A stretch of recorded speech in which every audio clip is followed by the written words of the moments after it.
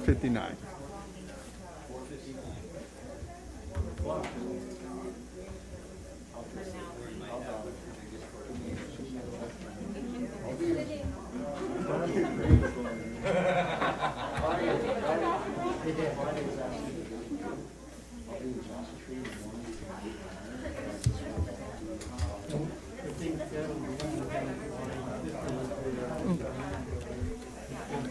I'll go ahead and call this regularly scheduled meeting to order. If we can have Mendoza lead us in the Pledge of Allegiance. Please rise. Begin. I pledge allegiance to the flag of the United States of America and to the republic for which it stands, one nation, under God, indivisible, with liberty and justice for all. Thank you. If we can have roll call. Commissioner Kruschat, Here. Commissioner Mendoza, Here. Commissioner Walker, Here. Vice Chair Dixon, Here. Chair Pahana, Here. all present. Thank you. So announcements, these proceedings may be viewed on demand on the City of 29 Palms website at www.29palms.org. You may also live stream this meeting by going on the city website and clicking on the meeting's agendas link.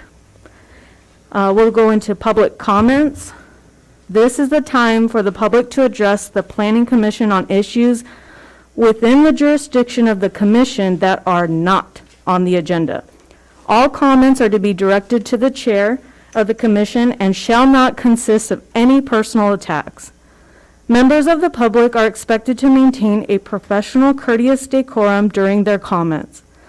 There is a time limitation of 3 minutes. If you haven't already done so, please fill out the name and address slips and hand them to the Planning Commission secretary. The Planning Commission is prohibited by the Brown Act, state law, from taking action or discussing at length items not included on the printed agenda. Public comments on specific agenda items will be deferred until consideration on the item on the agenda. So with that being said, again, just want to reiterate what is not, and I only have one, so I just want to make sure with Ms. Susan. Is it regarding any of the agenda items? Not really, it's more suggestions. Okay, if you come to the podium, you have your 3 minutes. It's crossover. Okay, what's the other item? Because I'll write that down. No, Okay. it's in relating to recommendations to the city council regarding VHR moratorium. So it's not really on an agenda item, it's just kind of in broad stroke. Would you prefer I wait? I think because it's broad, we'll just have you do public. Go ahead, the microphone, please. Oh, I gotta put my glasses on, excuse me. And then we'll have Ms. Shelley when she's ready? Okay. Oh yeah, that's way better. Hello. My name is Susan Peplow. I purchased my first home in 29 Palms in 2004, so I've been around a bit and watched the original drafts for the VHR ordinance come to fruition and have some opinions on that. I would, and I'm aware that you make recommendations to the City Council in that regards, which is what brought me here today. I would hope that you consider applications that are already in process before making your recommendation to the city as far as applicants that are in process. And I also feel that I don't think there should be a VHR moratorium, mainly because I think an ad hoc and general public workaround is going to solve a lot of problems. Putting a 3-month hold on something is just going to start the clock for another 3 months. I was here the first time.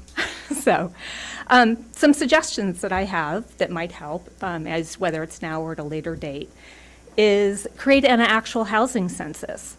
We don't have a housing census for all dwellings, so it could be vacation rental permit holders that have them that are on pause that don't use it in that fashion. We can distinguish permit types as a consideration, like include private room rental, vacation home 2 nights or greater, short-term rental, which could be kind of mixed use, multi-week, but not, still under 30 days. Potentially ADU rental, because that's going to be on your tails too. for like owner-occupied residence. Also, a consideration would be to include multifamily dwellings, which might help for some density issues for neighborhoods that are heavy in single-family homes. Benefits could, combat some density issues. Establish enforcement protocols, especially in light of a particular agenda item of tonight. Complainant needs to call the emergency contact to report the issue. And then an accurate accounting as far as complaints, supporting documentation of the issue, call time, whether or not it was resolved, and things of that nature. So we have some sort of protocols to work under in the future. Let's bring back Citizens Patrol. I've had them report water leaks before, animals been hit in the road. They certainly can handle nuisance controls as well, whether that's by volunteer or a budget item. I love Citizens Patrol. Mail theft, Citizens Patrol. Love the presence. Security cameras, maybe for some houses to help with verification of complaints, supporting of house rules, overall security. Radius notices for VHR issuance, which would include the address, what type of permit. I had such good ones. Thank you, Ms. Susan, I appreciate your time. Thank you. Okay, did I have any other further public comments on items not on the agenda? I didn't really open it, did I? Go ahead and close public. Are you speaking on an agenda item or just to the public? Just the public. Actually, it's a question, if you want to answer it. Oh, of course. Just clarification on, she kind of mentioned it, on pending applications before the moratorium, there's no real clarification on, whether those applications will be processed in lieu of the moratorium or not. I have not heard any consensus on that. Mr. Travers will answer your question. Yeah, Thank you. that would be a city council decision that they would make next Tuesday. In the next meeting. Okay, Yeah. thank you. Thank you. Okay, no more public comments. Commission comments and reports of meetings attended. Mr. Mendoza?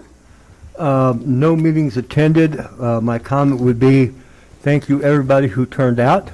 It is nice to see faces in the crowd. I know this is an important issue, and hopefully we'll get this worked through and with the city council and appease as many people as possible. Thank you. Thank you. Jason? I have not attended any meetings. Thank you. Mr. Walker? I've not attended a meeting since our last lovely meeting.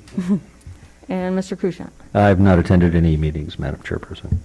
Thank you. I also haven't attended any meetings. We'll go ahead and go to consent calendar. We have none.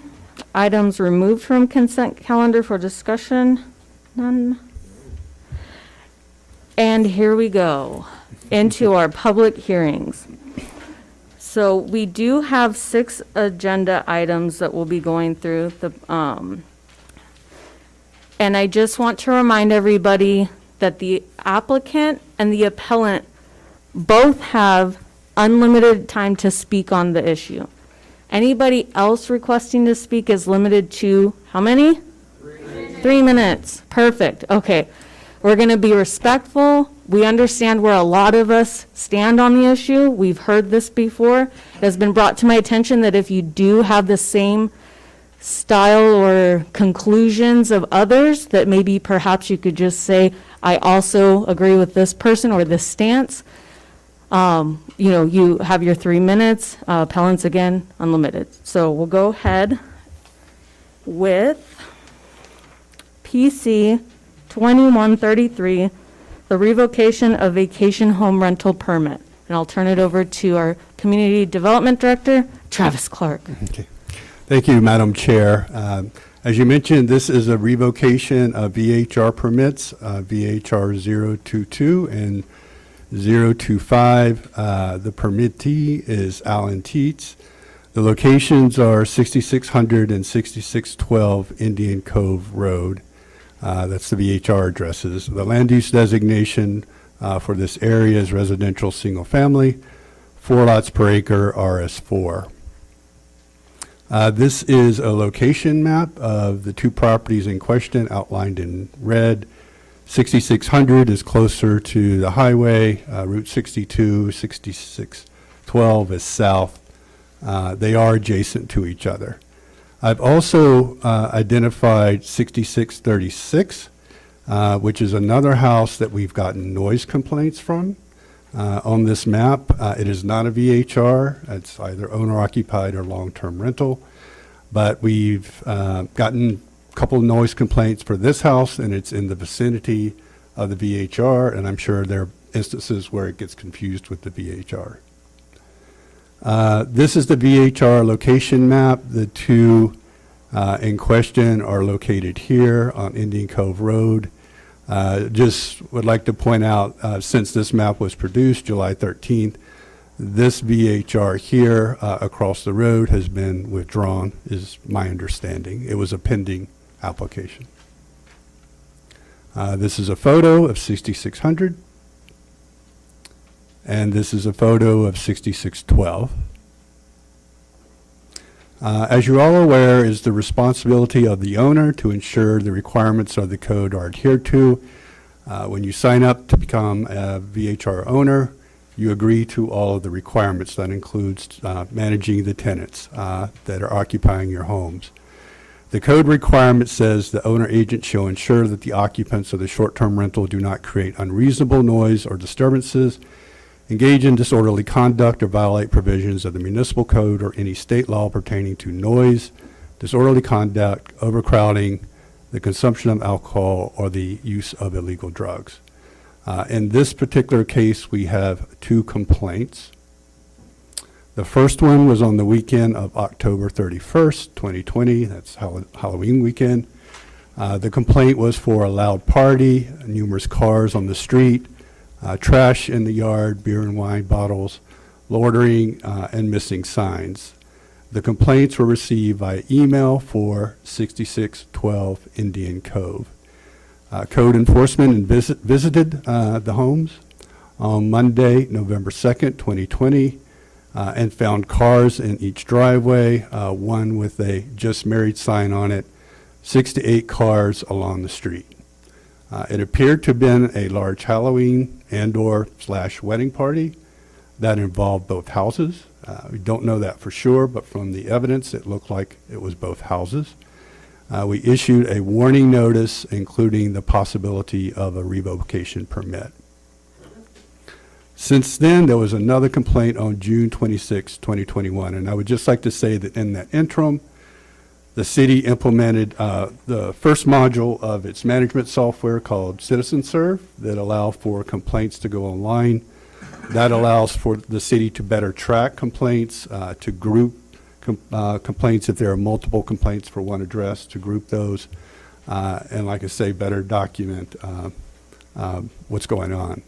Also, in that time, we got our new code enforcement and our second part-time code enforcement, so our code enforcement staff was beefed up there. The complaint here was a loud party. Complaints received via the complaint portal for 6612 Indian Cove Road. Upon further investigation, it looked like it was 6600 to appear to be the source of the noise. It is my understanding that the owner responded to the renters to turn it down, turn the music down. The sheriff also called and visited the property. The deputy confirmed that the party was outside and moved outside and told the renters to turn the music down. I just talked to Lieutenant Walker, who managed to talk to the deputy, who provided kind of a short report to me through the lieutenant. She works the night shift. I don't. So it's been kind of difficult reaching her, but she said around 8:30 she arrived at the house, 6600. Did not hear music from the roadway, but did when she pulled in the driveway. It seemed loud. Knocked on the door. No one answered, but could see 8 to 10 people dancing inside through the window. Went around back where there were 2 gentlemen. She learned from them that they had moved the party from outside to inside. She asked them, again, to turn the music down. It's my understanding that the music was heard later that evening, but this appears that it may come from another house based on some of the testimony that we've received. and that is the 6636 Indian Cove Road. Again, it's not a VHR, but it's also the source of another noise complaint. I think if you were further up the hill, it may have been difficult to distinguish which home it came from. Code enforcement visited the house on Monday, June 28. No vehicles or at either residence in the property were clean. Issued a warning notice, including, again, the possibility of revocation of permit. Again, cannot verify in this incident that it involved both houses. Then on June 30th, 2021, code enforcement canvassed the neighborhood without revealing the source of the disturbance to get kind of objective comments. Also provided letters to approximately 20 residents. Code enforcement spoke to 9 neighbors. 5 said they were not disturbed. 4 identified 6600 and 6612 as the source of the noise.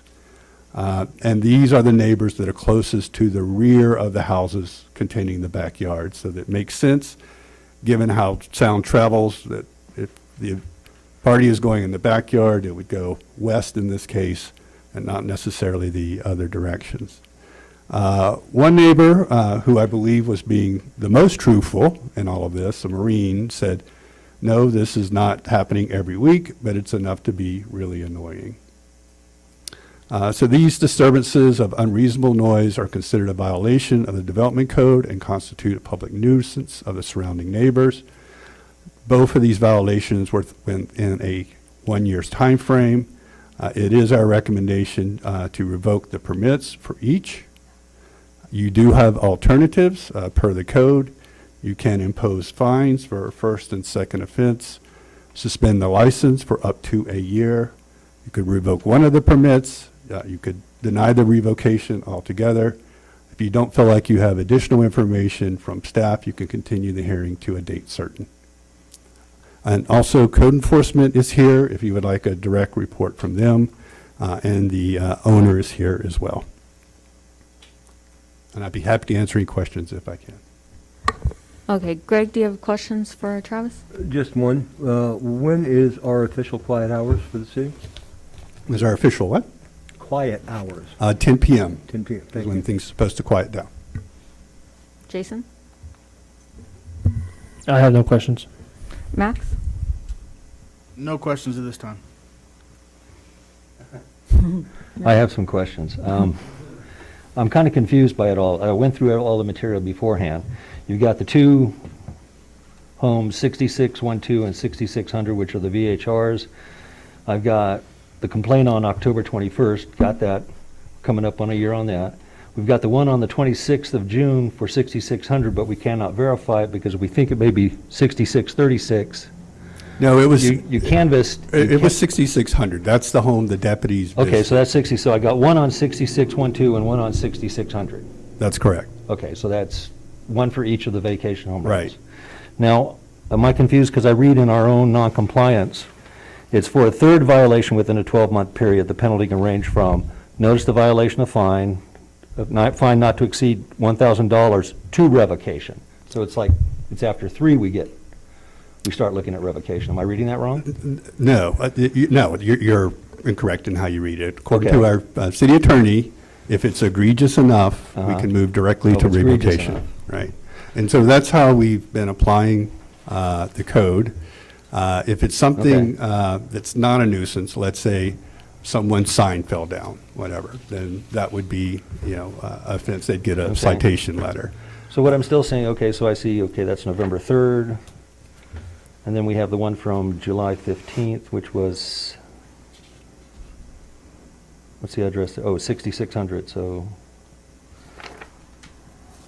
you have 2 for each, is what you're saying? No, I have one documented for each. One documented for The each? first one in October Uh-huh. appeared to be both houses, based on the cars and what code Okay, so enforcement October was found. both houses, even though it listed only 6,600. That's what we believe. Okay. Wasn't invited to the party, so I can't substantiate that, So we have 2 for each. but that's what we believe. Okay, and then you canvassed the neighbors, and some of the neighbors said I didn't have a problem, some of the neighbors said I did have a problem. Right. At a rate of 5, I didn't have a problem, to 4, I did have a problem.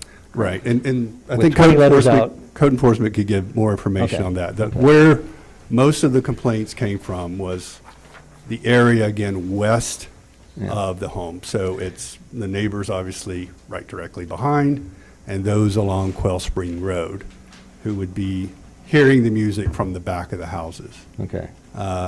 More of those on the Indian Cove Road, north, south, east, aren't going to hear the music quite as loud because you've got the structure blocking the sound. My concern is, are we being overly punitive? And if I've got two complaints in not even a year period 2 complaints for the same owner. from the same corner in not a year period that have been verified, although we do have complaints from a house at 6636. Right. And they have Okay. been But we sent a haven't, citation. we haven't gone the fine route yet. I'm sorry? We haven't done the fine route. We haven't fined them. We have not. Okay. Which, okay, still is not, okay. Yeah.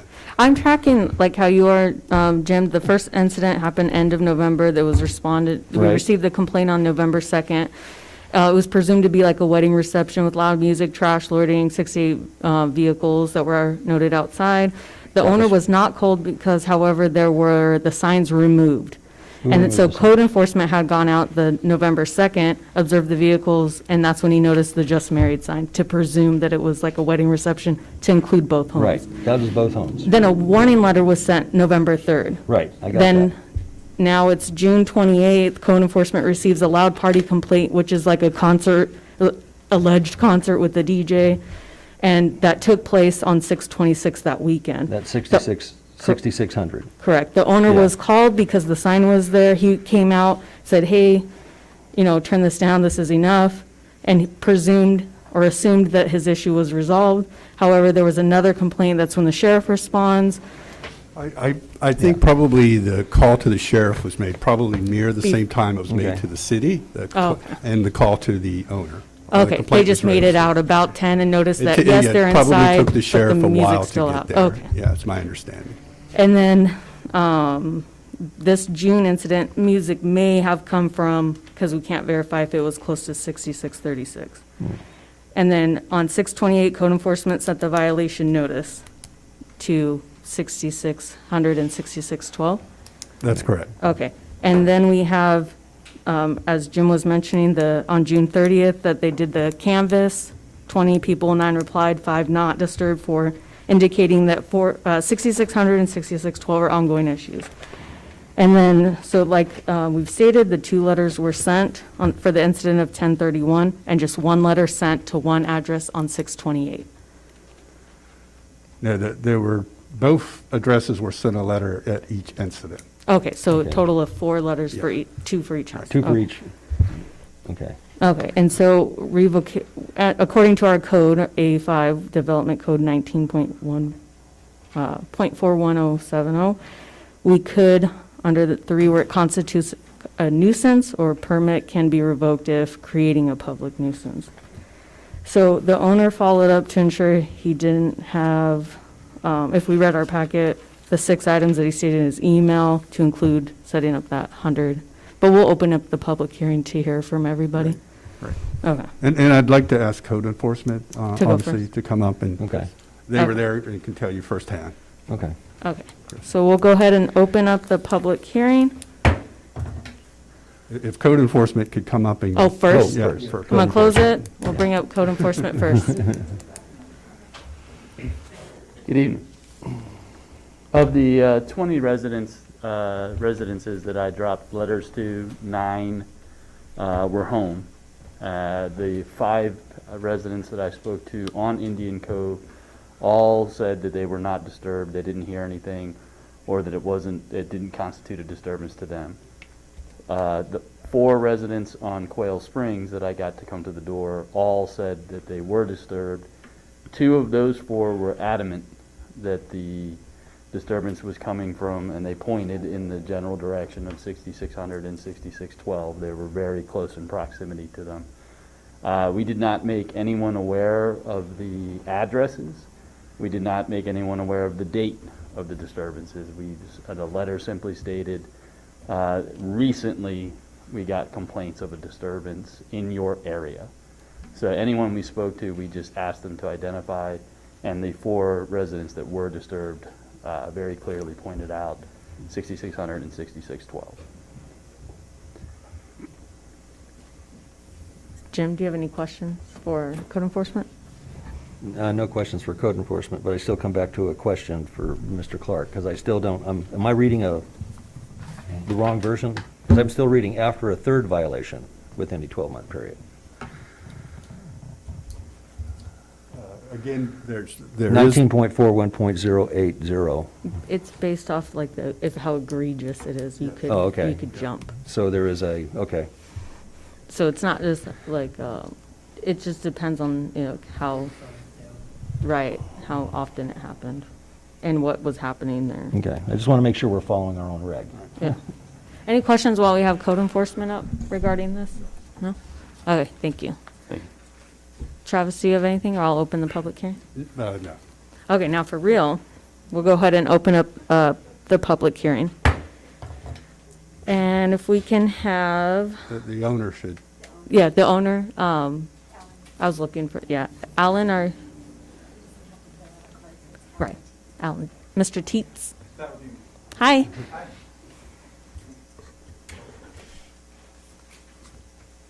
First of all, I want to make the comments about the 4 letters being sent, 2 letters for each house.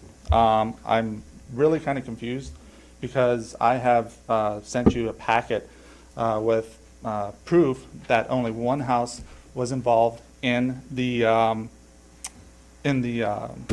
issue.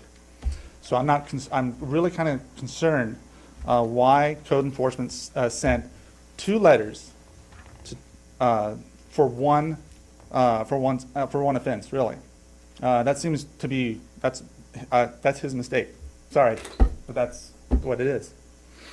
So when you say 4 letters, what it really should be is 2 letters. 1 letter for one house and 1 letter for the other house. Just because I have 2 houses back to back doesn't mean that, I rent them out. I specifically rent them out to have parties. I don't. So I would like for that to be known that that is a big error on code enforcement's part. And I do have eyewitness accounts. I have guest logs, and and I've sent that all to you. So I think you should have that. Okay. So as for the 4 letters, I think we could all agree that it really should be just 2 letters, because whether or not they're together or they're on one side of the town and the other side of the town, just because it's the same owner doesn't mean that you just start sending letters out for every house because one house had a violation. Okay? All right.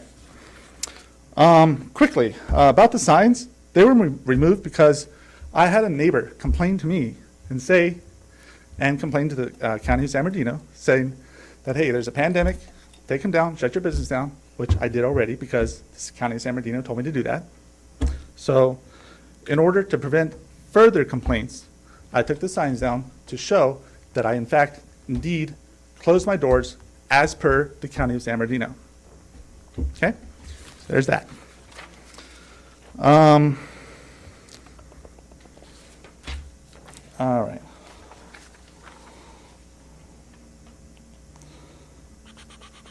Okay. So, as you know, I'm a local resident. I live in the same neighborhood as the 29 Palms. They're right there in the Indian Cove. So I live actually very close to the homes. I can hear everything. I can hear the highway. I can hear everything that comes from the homes. This gives me a unique vantage point because if there is an issue, if there is an excessively loud issue, I will handle it immediately. Okay? And I want to clarify that there is a misunderstanding. I don't know where this misunderstanding came from, but for example, I'm referring to the incident that happened on the 26th, 2 months ago. I want to clarify the misunderstanding that these 2 homes were rented by one guest for the purpose of one big party. Not sure where that came from. Again, this is going back to the 2 letters for one incident. That's a little overkill. Actually, that's very overkill. That's absolutely wrong. Whoever reported that this way is misleading and gave false information. So if code enforcement is going around talking to people and saying, hey, what happened? he's getting false information. Because I doubt if he would purposely send 2 letters for one house having an issue. I do not allow these 2 homes to be rented together by one guest for this very reason, because I know that's trouble. So I never have, and I never will. These are 2 very distinct listings. When you see them on Airbnb, they're very distinct. You will never know by the pictures that they are somehow neighbors. You'll never know by the listing that they are next door. I do not offer them together, period. They are 2 individual, unique homes. And as I said, I submitted all the documents and facts, so you should have all that regarding the guest logs, eyewitness accounts from the neighbors, et cetera, and sheriff's logs. By the way, I'll get into detail about that because those logs are very, very telling about the situation. So the first sheriff's logs that I have is really the only incident at, and this one is 6600, the house on the right.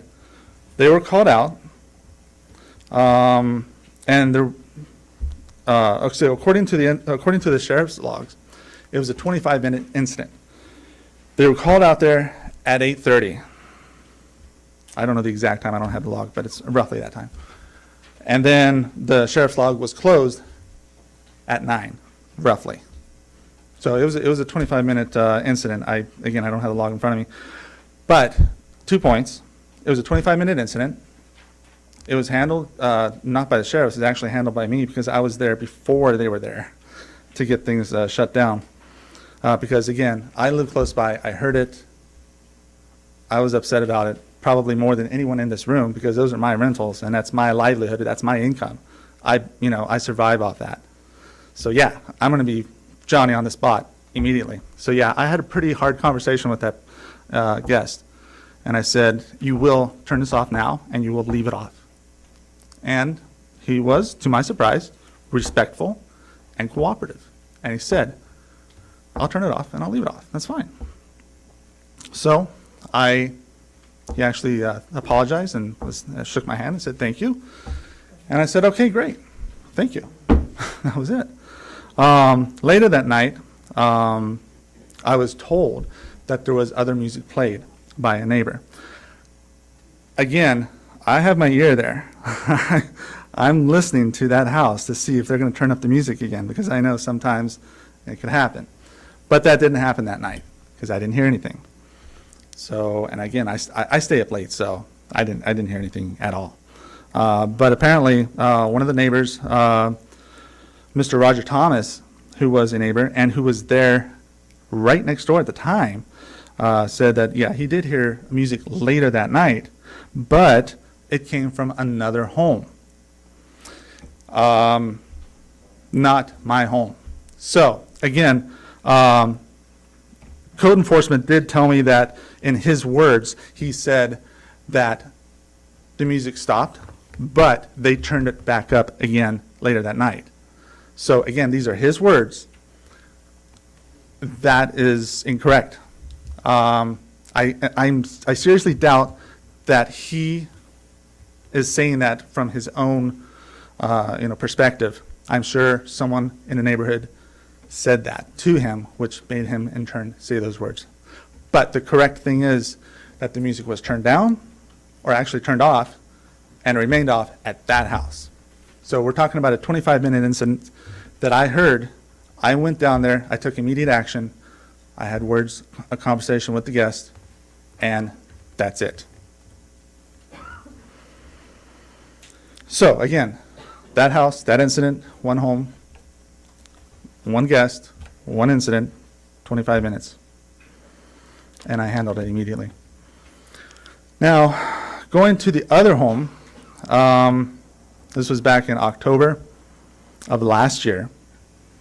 I was informed that there was an incident there. I did not hear anything. Again, I lived there. I was passing out candy to the kids on the street that I'm at, so I was there.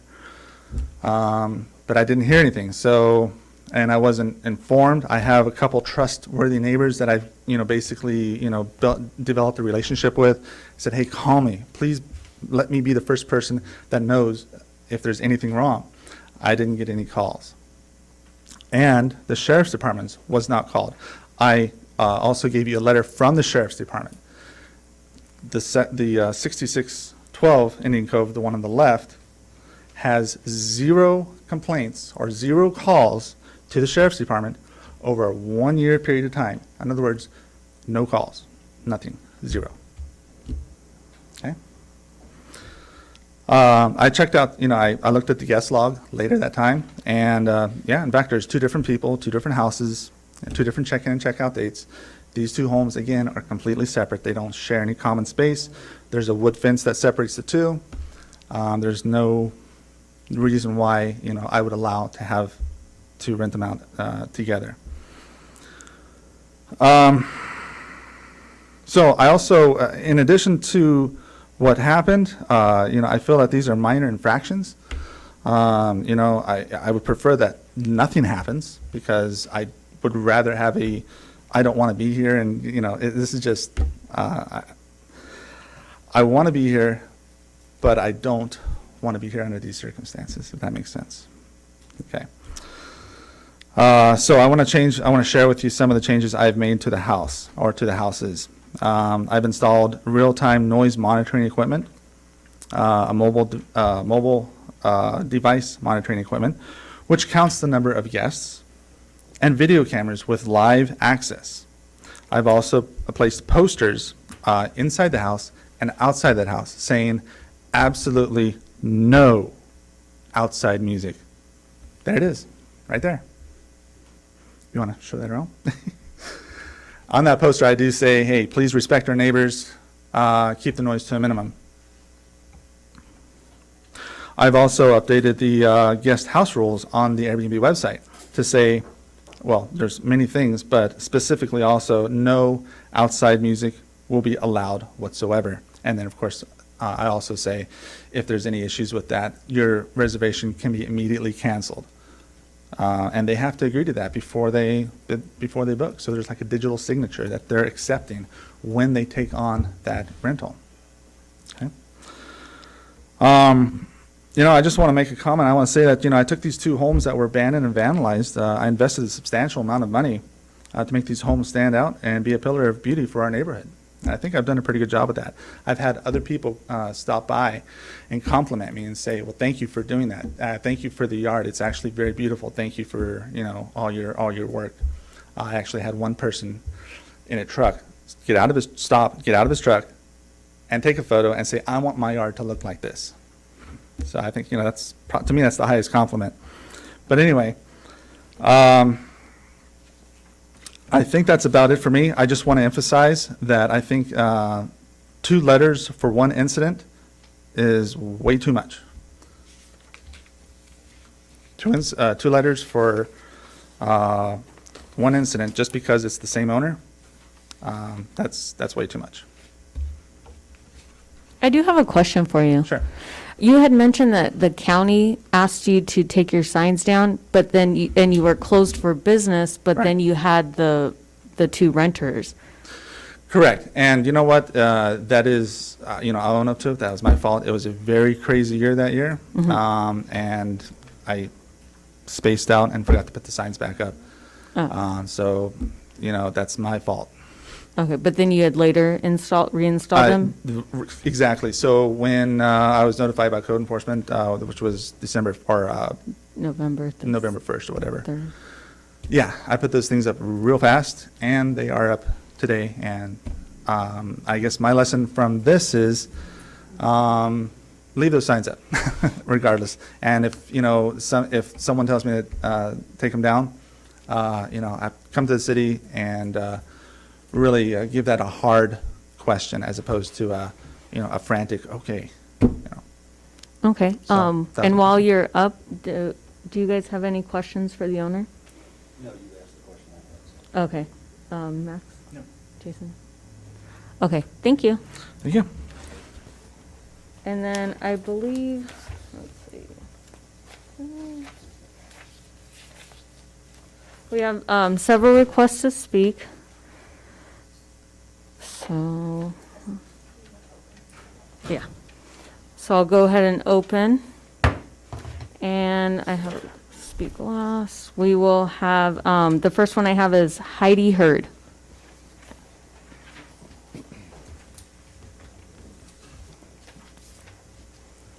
Hi. On the night of June 26th, we were in our pool 3/4 of a mile away, and with the pool pump running, and we could hear the music. We got out of our pool and got dressed and went down, and because another friend of ours had texted us saying, hey, you know, this is going on. And so we went and drove around and found out. So, yeah, it was loud.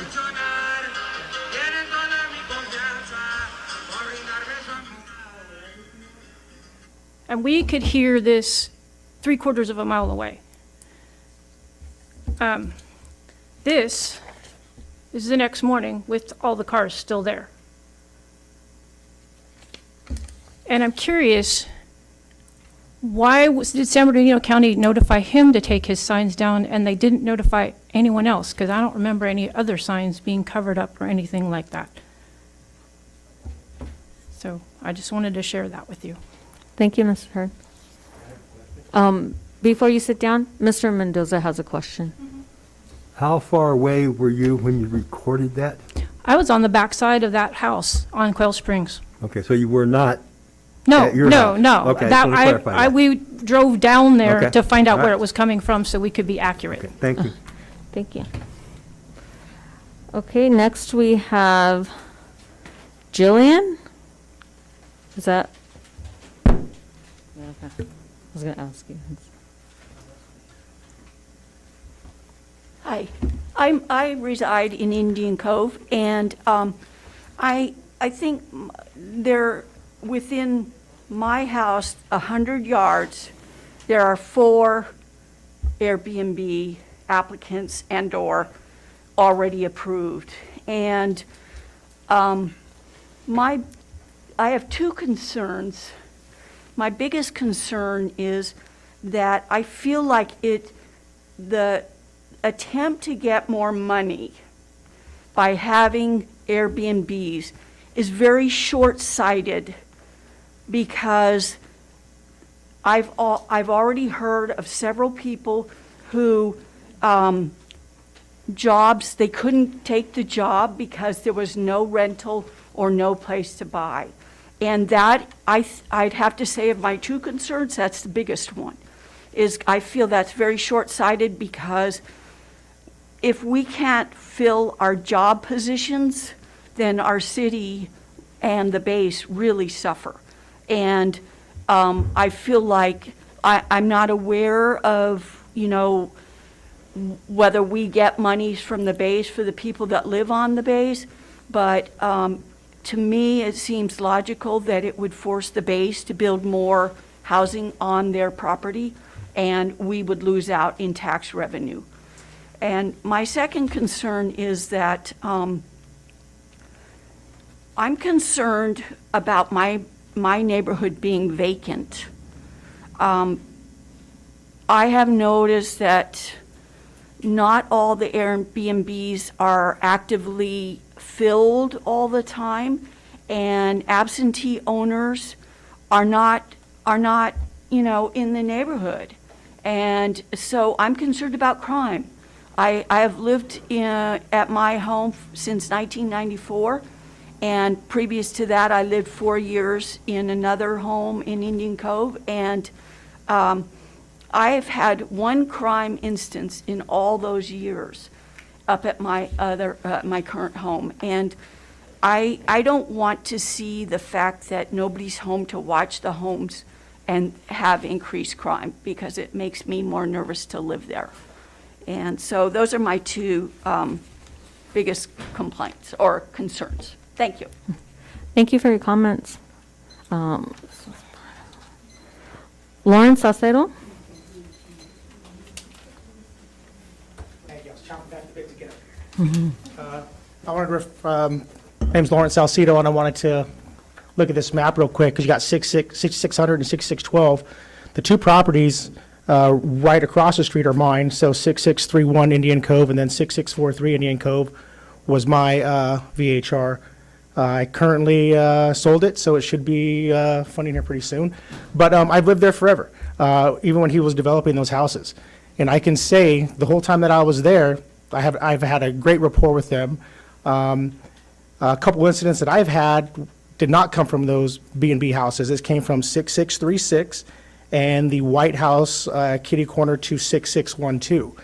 I've come out within the last couple months, and the music has been so loud that I could walk to the edge of the street, and I can't tell which house it's coming from, either the one behind Mr. Teet's house, 6612, or to the, if you're looking, standing to it to the left, which is 6636. So I'm very adamant about VHRs, because again, that's our livelihood. That's what's bringing capitalism to 29 Palms. I get it. A lot of people say, we don't have the rent, or we're losing out, we can't live here. Well, KB and Turtle Rock, they were building homes here. Nobody was buying them. We got a bunch of empty lots, ugly lots sitting in both those houses. Let's get on them, start building houses. That's how we're gonna build up 29 Palms. All right. So obviously, I don't think any of those. I don't think Mr. Teach should be imposed any of those fines, because all of it was, I don't know, hearsay as far as I'm concerned. But like I said, if there was any problem, we enjoy sunsets just like anybody else. We're on our front porch right there. We can literally throw rocks right across the street, and no music or nothing has ever gotten out of hand that I was aware of or that I haven't been home for. So with that being said, that's all I have. Thank you. Thank you. I appreciate your comments. And if the public can refrain from clapping in between, just so we can ensure we get this moving along. Next we have, I apologize, I can't read the name. Last name may be Kyle. Aaron? Aaron. Double A's. Got it. Okay. Handwriting is not my forte. No problem. Thank you all very much for having this, and what a wonderful discourse we're having tonight. This is quite fantastic, and I'm really happy to see this happen in my hometown.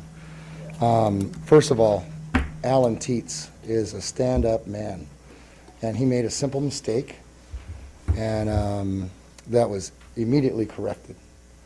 And I looked at the sheriff's reports and helped Alan, and let me tell you, Alan is a very, very, very, very attentive Airbnb owner. He's actually a fine example of what it is to be an attentive Airbnb owner.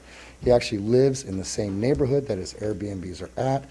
He's extremely responsive, and I feel quite strongly, and there's a lot of evidence about this, that there is quite literal a complaint engine being formulated in 29 Palms right now, just for the simple fact to end them. And I think that's wrong. I think that this is, quite frankly, the best thing to happen to 29 Palms in the 47-year residency that I've had here. This is the best chance that we've had for prosperity in quite a long time, and it needs to have a balance. It needs to have a balance. And Alan Teets is doing everything that he can to do a good job with his Airbnbs within the codes. Alan turned those two terrible, horrible, ugly properties into two beautiful, wonderful, welcoming properties. He employed people. He is employing people at above minimum wage, which is fantastic and what the city needs. And I would suggest that we raise our TOT up to the state average and add additional law and code enforcement. Okay, that would be something that would be really cool. It might actually help some folks out. Also, I wanted to note that not one time did anybody report that they brought out a decibel meter, and that these events took place before 10 o'clock at night.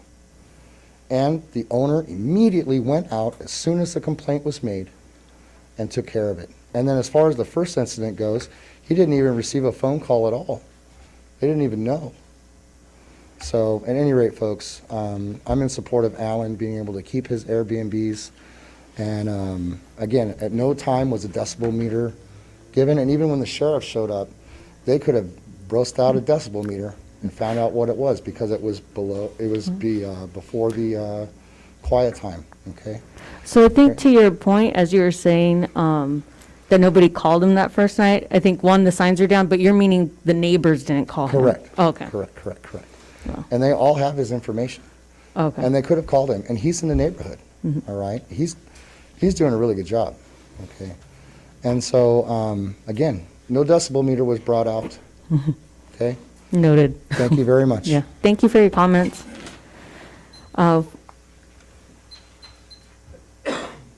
Okay, Corey Moorhan?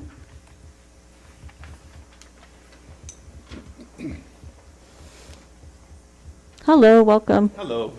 My name's Corey Moran. I come here to speak in, favor of Alan as well. He has taken 2 properties that were run down and does very, very well with them. Unfortunately, he took his signs down for whatever reason he thought he needed to. He did put them back up immediately when he was told. I have another Airbnb myself up in Altaloma, and I had a complaint that my trash cans were out for too many days. I think they were out for 5 days in a row because nobody was at the property, and I totally forgot to go take them in. And my sign, I put it into a cactus so it could be kind of somewhat unique, and it had blown over, and I had no idea. So same thing, got back out there, got it taken care of immediately. My neighbors, same thing, right next door.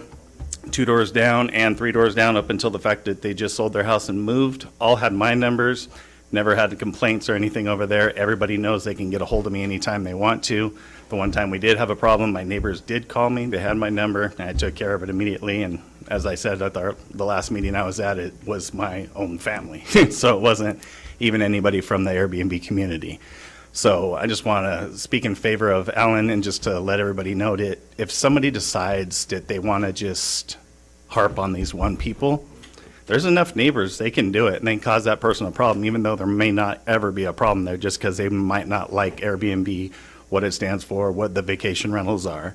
And I think people need to not be able to do that. And I think there needs to be proof. There needs to be decibel meters if that is the problem. If there is trash, litter, anything like that, there needs to be pictures. There needs to be backup to these so-called claims. And code enforcement needs to make sure that that's being taken care of as well. That's it. Thank you. Thank you for your comments. Okay, next we have Cindy Bernard. I actually just have a question for First of all, I want to point out, this isn't personal. I'm sure Alan Tietz is a great guy, no question. But this is about code enforcement. And of course, people with skin in the game are going to be kind of upset when this city steps up and actually tries to enforce the code. That's clear. But Travis, I have a question. In terms of the way the violation counts work on the properties, if a house has multiple violations in the same incident, so for instance, if the house has a parking violation, the number of people in the unit violation, a noise violation, do those count as 3 violations on the one incident, or does it count as a single violation that encompasses all 3 problems? I would say it would count as multiple violations, but you're talking about all in the same incident? Yeah, so for instance, it sounds to me, and I wasn't around, so, I can't speak to any of this. I've seen some of Heidi's pictures and things like that, but it just sounds to me that there were multiple violations in both of these incidents. You had a trash violation, you had a parking violation, you had a noise violation in October, you had a parking violation and a noise violation in June. So it's really 5 violations, not 2. It's just saying if that's the way they're counted. So I just wanted to bring that point up. That's all. Thank you, guys. Thank you. And I have one last request to speak for Roger Thomas.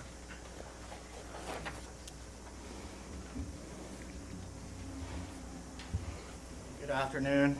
I find all of this ironic because even I am directly next door to Ellen's house. My 2-year-old granddaughter gets, her window is next to his house, and I put her to bed by 8 o'clock every night. And we have never had a complaint. And even code enforcement has stated that people point in the direction. And there's been no actual physical evidence or proof of which house. And I know for a fact it comes from the catty corner house because I've actually become angry at them and put my speaker and turned it up really loud to annoy them because they annoy me so much. And the big party, I literally carried a drunk guy out of the street to across the street because I didn't want him to get sunburned in the street. And it wasn't his house. I'm directly next door. If you guys look at the letters, you'll see a letter from my daughter-in-law saying we've never had a complaint. And all you guys know who most of you know who my daughter-in-law is. And she's a single Marine spouse, and I'm there every night with the grandkids, putting them to bed. And we've never had a complaint, not one. I mean, it's been beautiful, it's been wonderful. And for the record, I do not own an Airbnb. I'm very anti-Airbnb. But I don't want to see someone shut down for something they did not do. And living directly next door, I know for a fact these things are not true. And honestly, I think you guys should remove these citations, so if he gets another one, he doesn't get in trouble. Most of you know I'm very involved in Facebook, and I got invited to a Facebook group in the Indian Cove area to help shut down Airbnbs. And when I said, wait, what? They blocked me. And it's a private group, so I can't find it. I mean, it's like a witch hunt. And I know for a fact it's not coming from there. My granddaughter's bedroom window is directly next door, and we've never had a problem, not one time. And so I hope you guys remove this stuff from him, because he's been a good neighbor, a very good neighbor. Thank you guys for your time. Thank you, Mr. Thomas. And I know you requested to speak last, but we got one more. Okay. Larry Bowden.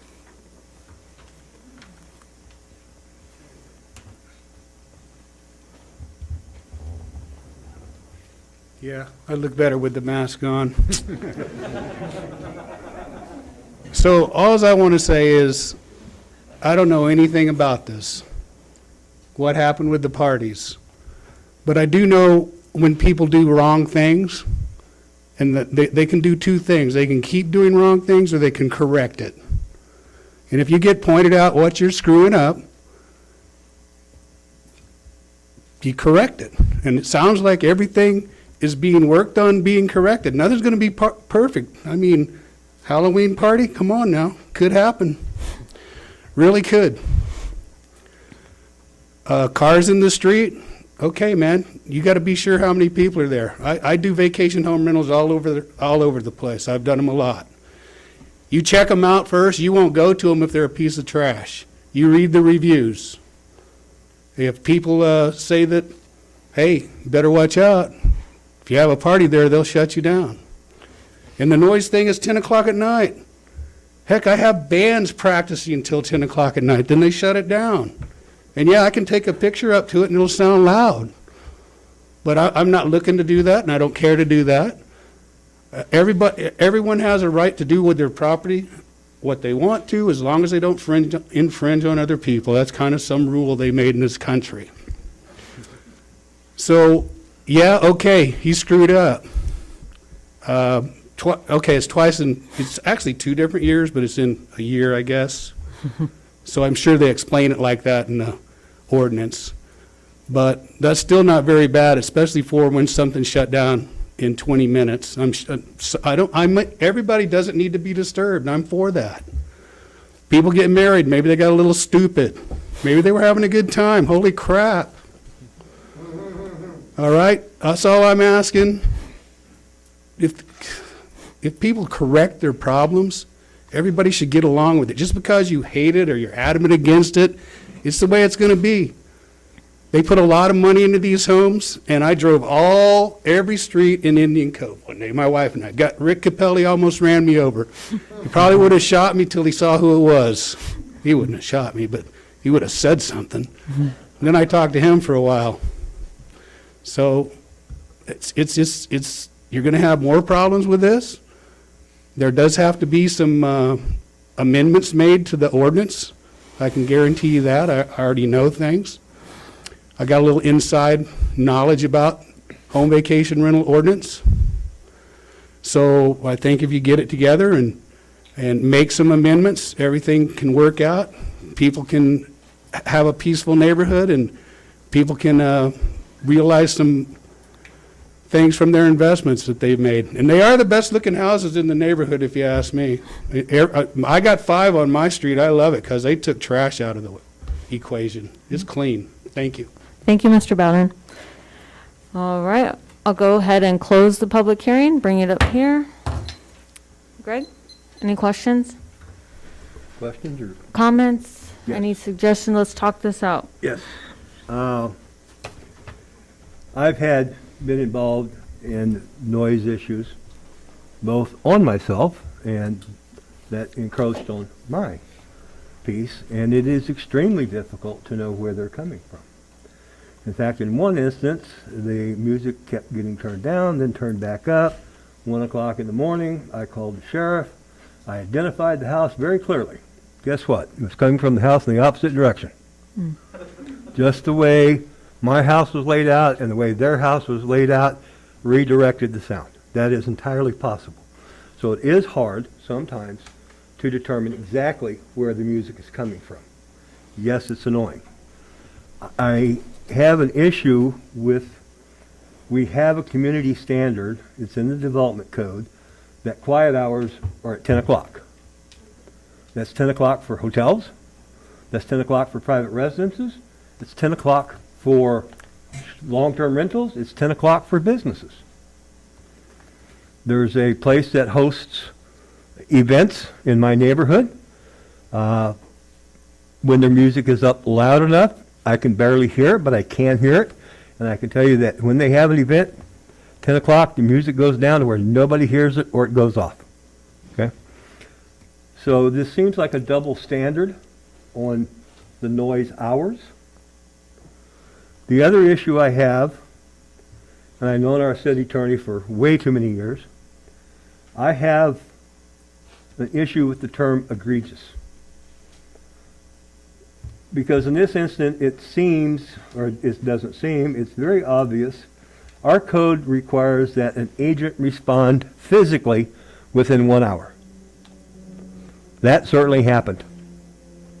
He absolutely happened. So, did he make a mistake in not putting the signs back up? Yes, he did. Undoubtedly. But it's a mistake we can all make.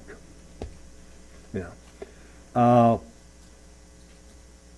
I just don't think, and this is no criticism of a code enforcement officer, he has to operate on the information he's given.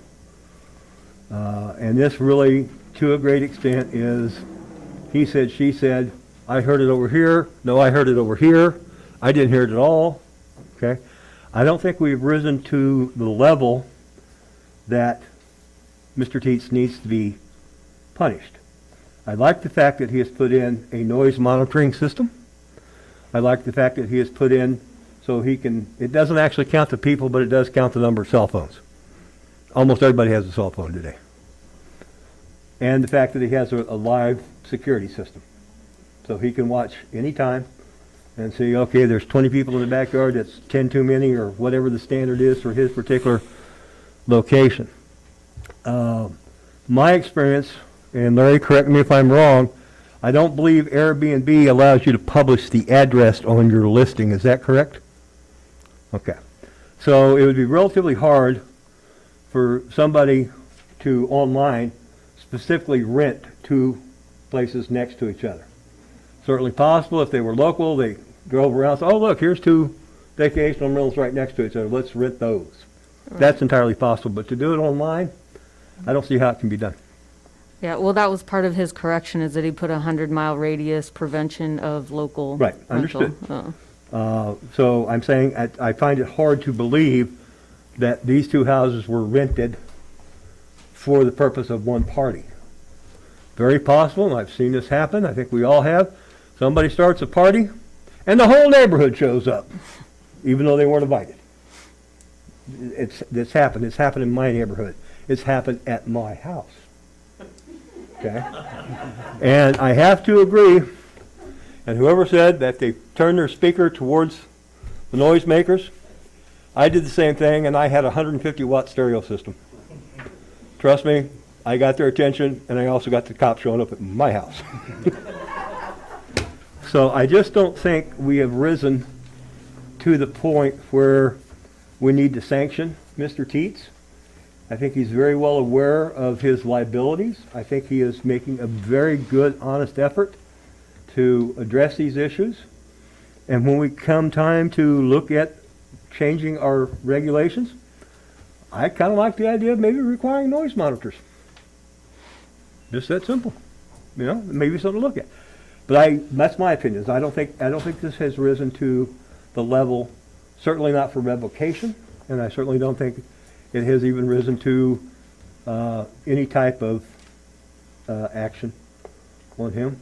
How about fines? I don't believe there's I think he did what he was supposed to do. And as far as the trash, here's the issue. It's dark.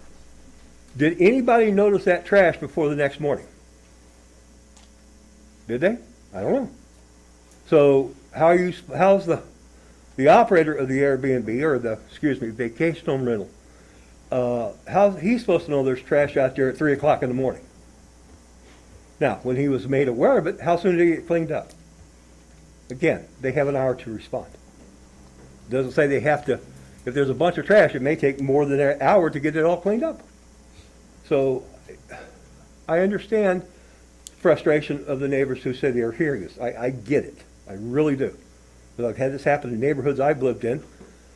I had one neighbor in one neighborhood that it was a 3-year battle. Okay. To the point where I was considering firearms, and that's no joke. Well, I appreciate your comments. Anybody want to add, Jason? No, I mean, I'll agree with some of the stuff that Mendoza said, minus the firearms and the loudspeaker towards my neighbors.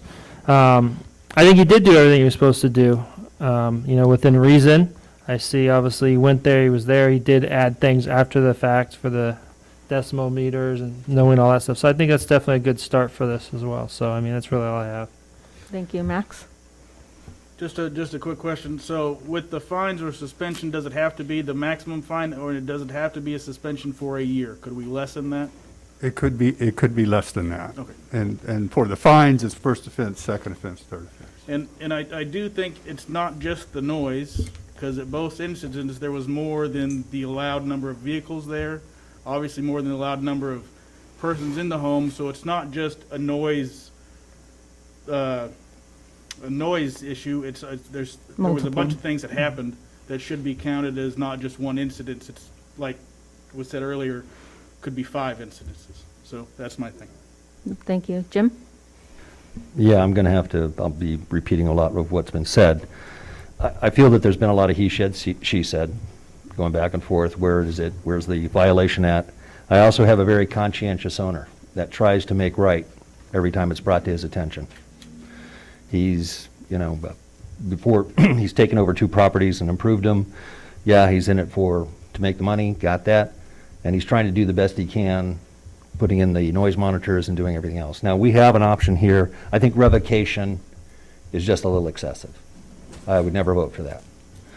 If we want to consider a fine, I'm not sure how it'd be calculated because I'm still unsure of where the number of complaints are and where they're at.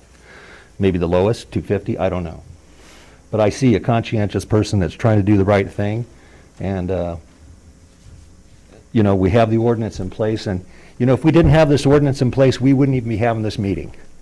There would be VHRs going up all around, unless they were, dealing with the county's ordinance. And the county ordinance didn't come in until long after we did ours.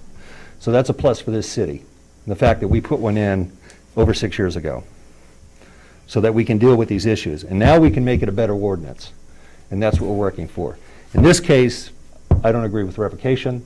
I will consider other things, possibly. I won't consider a suspension, but I will consider a smaller fine. So I agree. I think that yes, he did try. However, taking down the sign, that's a violation. You need to be reachable. That kind of spurs the whole thing. If he lives within how close he could see, hear, whatever, he didn't notice the cars, he didn't notice the wedding reception party, he didn't notice these things. So maybe there's some, that's where the mistakes were made, and that's kind of where that imposed fine. I don't think it rates a suspension or revocation. I think the fine would be wow, that was serious. I probably should have paid attention to those cars in the garbage, or had more awareness of the October 31st incident. I think he learned from that a little bit, and then here comes the June incident where we can't really pin it down, but he did respond right away. So I think maybe the lesson was learned, but that's kind of do you guys kind of see it that way? Is that? So what are the imposed fines? You said first offense is a certain amount, and then how's it go from there? Is it per incident or per? First offense is 250, second offense is 500, third offense is 1,000. And that's based on per incident that night, so if there's 4 or Within a- 5? Or is Within it a 12-month period. Within 12 months, so he's had technically one on one place and one maybe on the other that he. It was annotated that at both there was more than one violation per event. But we're not, I think we're saying this incident of this date. We're not, are we saying incident of trash, incident of noise, incident of Yes, people? that's how incident of- Travis said it is counted. Is that how you're counting? Yeah. So technically, there'd be like 8-ish violations or 8-ish incidents? Or is it one incident and a bunch of violations? It's a violation, so. It's It's per violation? Per violation. Okay. So yeah, then it would, It'd be 5 or more. And the 5 are sign, Sign, trash, loud noise, parking, parking. and residents in the home. how many? Right, the number. Oh, okay, so you can't be in the home. But we can also, so that, if we go off the That's- code, yes, that's. that is hard to prove, but we do have proof that on one incident, there was a noise Yep. issue. There was also too many cars on the premises. Those are two we can validate, because it's by a sheriff and by the code enforcement. But the So- noise was before 10. Also true. So how can we For count that? For the June, for code enforcement, for the June, you said there, you noticed there was, the next, when you went out and checked, you said there was cars in the driveway. How many? No, not for the June one. For the October one, Okay, there were just for still October? vehicles on the street. Okay. What time were those cars there? They were there the next morning, the Monday morning, the Oh, okay. first day. So not trick-or-treaters Okay, pulling no, off the, but- okay. And Chris? there's not a car limitation per house? Yes, there is. It's one car. One per bedroom. One per bedroom. Okay, And that particular house is a? hold on. Yes, but that's not what you sent a letter to him for. Hold You on. sent him a letter on noise violations, not Hold towing on. cars, not this, not this, Hold not on. this. Chris, Yes. how many cars were parked on the property? When I drove by that Monday morning, there was, trying to see the map. Can you pull the map back? So the 6612, which would be the furthest south, had a vehicle in the driveway and one on the lawn. I don't recall if there was any in the driveway at 6600, but there were cars parked all along the curb line there. Okay. For the June incident, by the time I came out, there were no vehicles parked on either driveway. But Okay, so- we only sent violation notices for the loud noise complaints and twice for each house, so October and June. And then in October, we also sent him, in the same letter, the warning notice for the lack of signs in front of both houses. Okay, so lack of signs and noise. So we didn't write them up for too many cars or Oh. too many people or the trash. Thank you for catching that, Jim. So now we have 2 noise complaints and 1, what did I just say? Sign violation. Sign. So if it's, first offense is 250, the second offense is 500, what's third offense? 1,000. 1,000. So by breaking those rules, it would be a $1,000 fine. But once again, the noise was before 10 o'clock, is what was noted. At 10 o'clock. 10 o'clock. At 10 o'clock. Public comments? The noise ordinance Right, so we'll. Madam Chair. Yeah, we'll need to just, it's not, public comment chat time. So we need to just focus on what is the motion, what are we agreeing upon, what do we feel, and the interpretation of our code needs to be applied. It sounds like we have a general consensus that revocation is not on the table, so let's continue from there. And just to clarify for that noise ordinance, nobody, just to devil's advocate, nobody had a decibel meter to say at 8 o'clock they were above the allowed decibel meters to, Code before enforcement. quiet hours. Right. Code enforcement the call came in for noise before 10 PM, but you still served a notice saying that it was noisy. Correct. For the Okay. October, complaint was based on an email I got from our city administrator, who received a complaint from I think it was a Facebook posting. And that October one said that the noise continued until 11 p.m.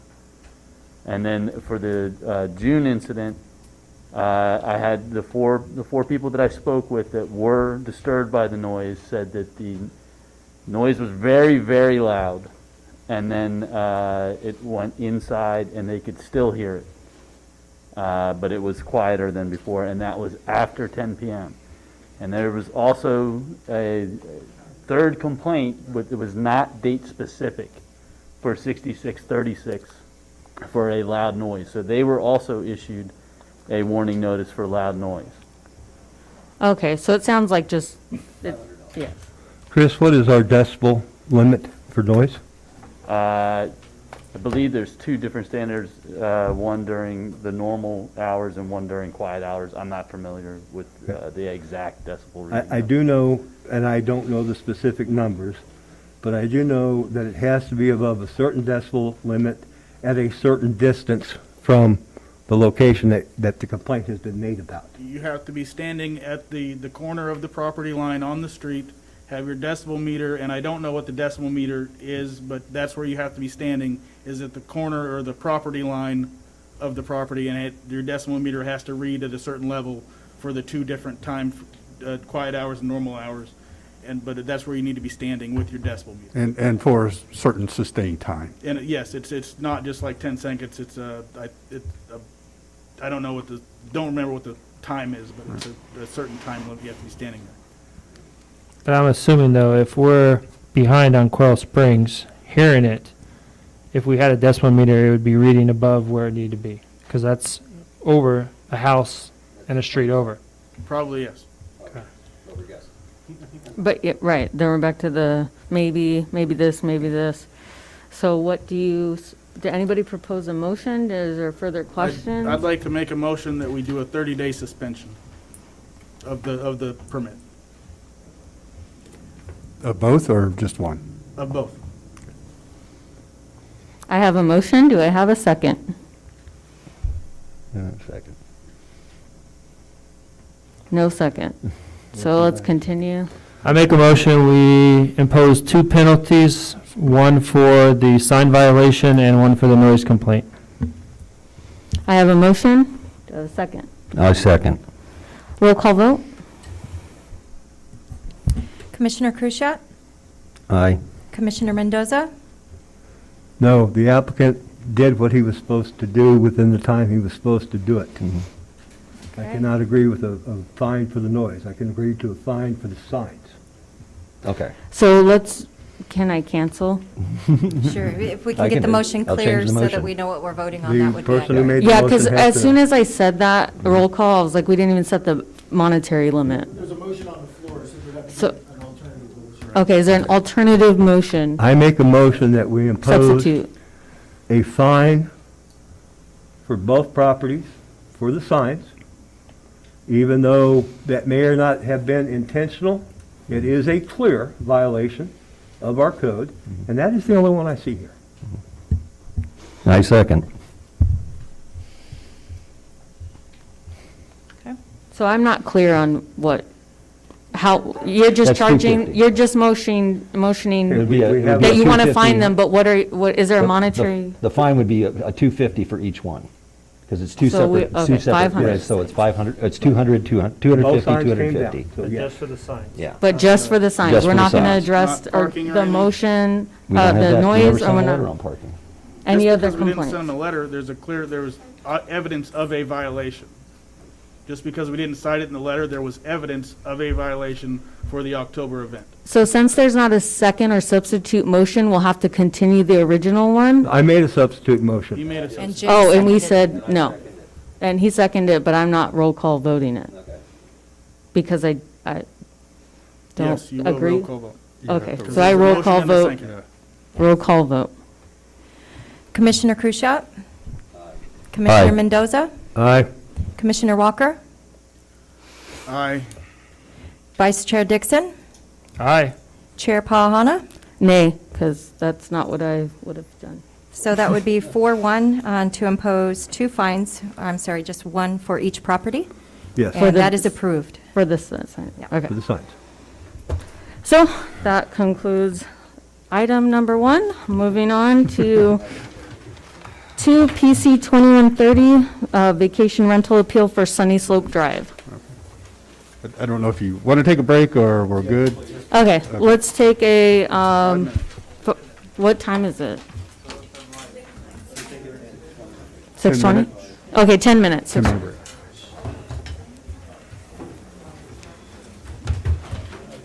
Just as a reminder, the mics are all hot.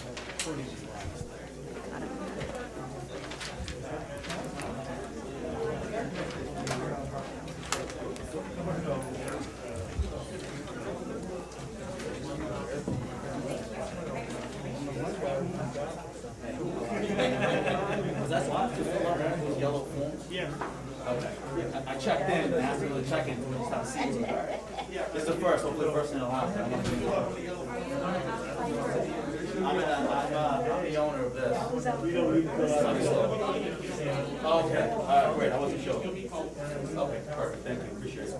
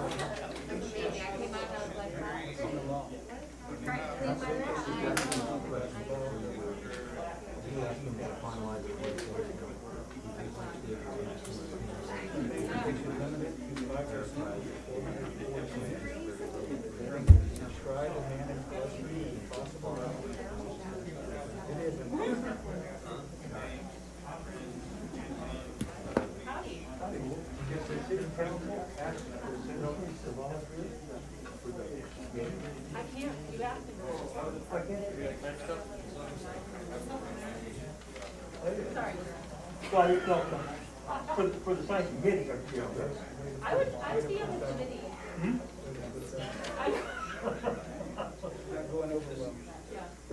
I know You're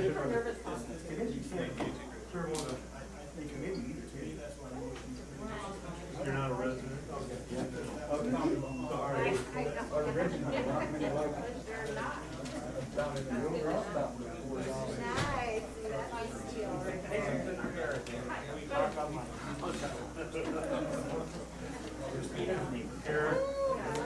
Take care of that light. Are you, Nathan? I'm Jeff.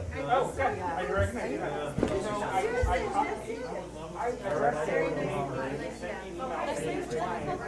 it. Before I did it. I'm not really. Very subjective. No, I know the vicinity. So I'm gonna try to get a different.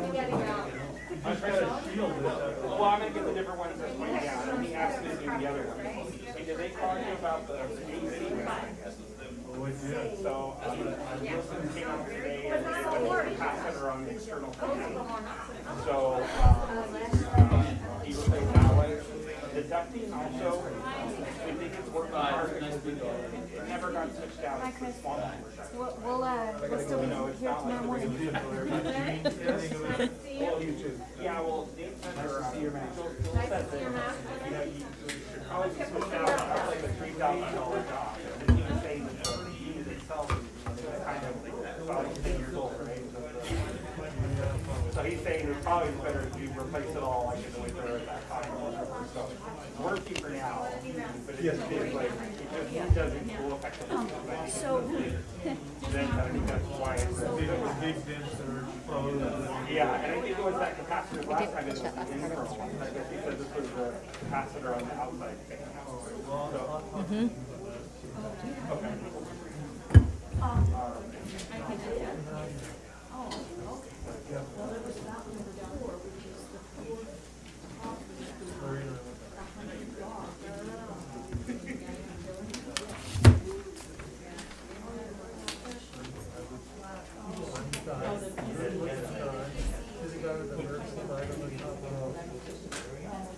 Oh, yeah, you're back. I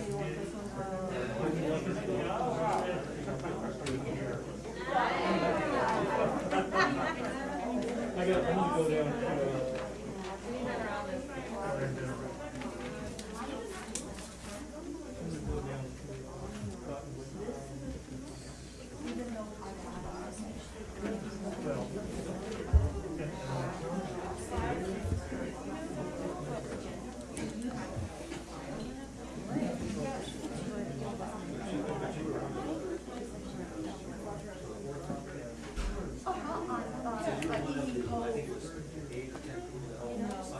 No, I filled out one and brought it up here on my own. I didn't send it to you. Diane handles the appeals. Yes. What address? Was that on Quail Springs? On Quail Springs, the middle of Quail Springs. That would have been PC 2135, 7095 Quail Springs. I didn't know it wasn't in there until my neighbors told me it wasn't in there. They looked Yeah, it all should up. have been included. I don't know why it didn't get in there. and it was received within the limit. Yes. Yeah. Yeah, and so you just want to mark on there, and if you could give me a signal, let me know that she's one of the appellants. Yeah. You're right. Makes me want to come more. It's really interesting. Yeah, it should have been included. I think. Okay, it's 6:28, so that's 8 minutes. If you want to give it 10, you can give them 2 more minutes. Yeah, I think you Yeah, could go. you could probably go.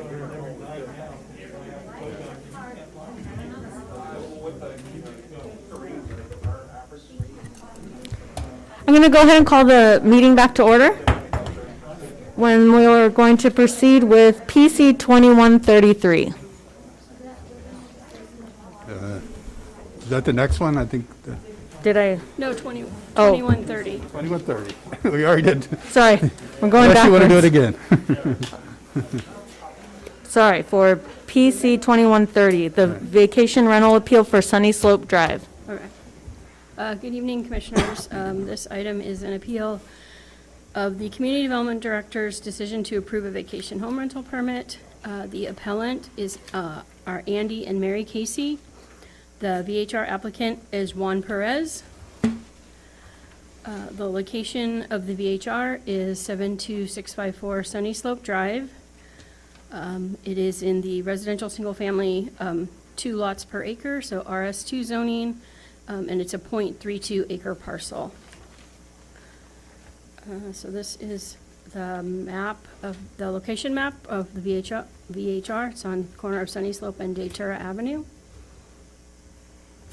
And then this is the nearby VHR, existing in VHRs. You have just 2 within the area, 2 approved, and then they're pending. And this is a photo of the residence. The appellant has cited the following reasons as basis for the appeal: the potential for increased noise and traffic in the neighborhood. There have been no complaints to code enforcement regarding this property, and there have been no calls to the sheriff's department regarding this property. Vacation home rental permits are considered ministerial approvals, which is defined as a permit that is granted based upon the determination that a proposed project complies with established standards in the zoning ordinance. Therefore, if all required documentation is submitted, and the project is in compliance with the development code, the permit will be issued. The VHR ordinance does not contain language that limits the number of VHR permits within the city limits, nor does it require a distance between permitted VHR locations.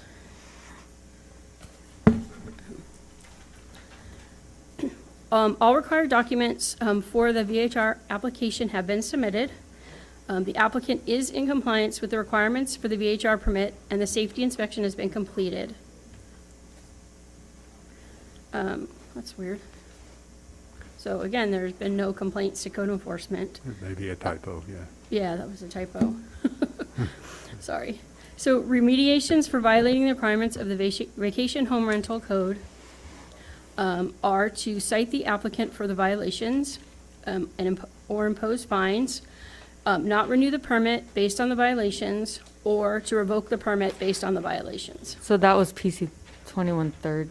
No, those are all. Oh, for revoke. Those are possible consequences for not Got it. complying. My apologies, Diane. That's all right. So staff's recommendation is to deny the appeal and approve the application for the vacation home rental. Thank you, Diane. Sorry. Any questions for Dan? No?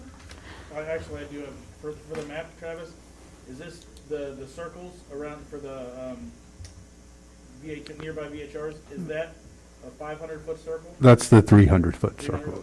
Yeah.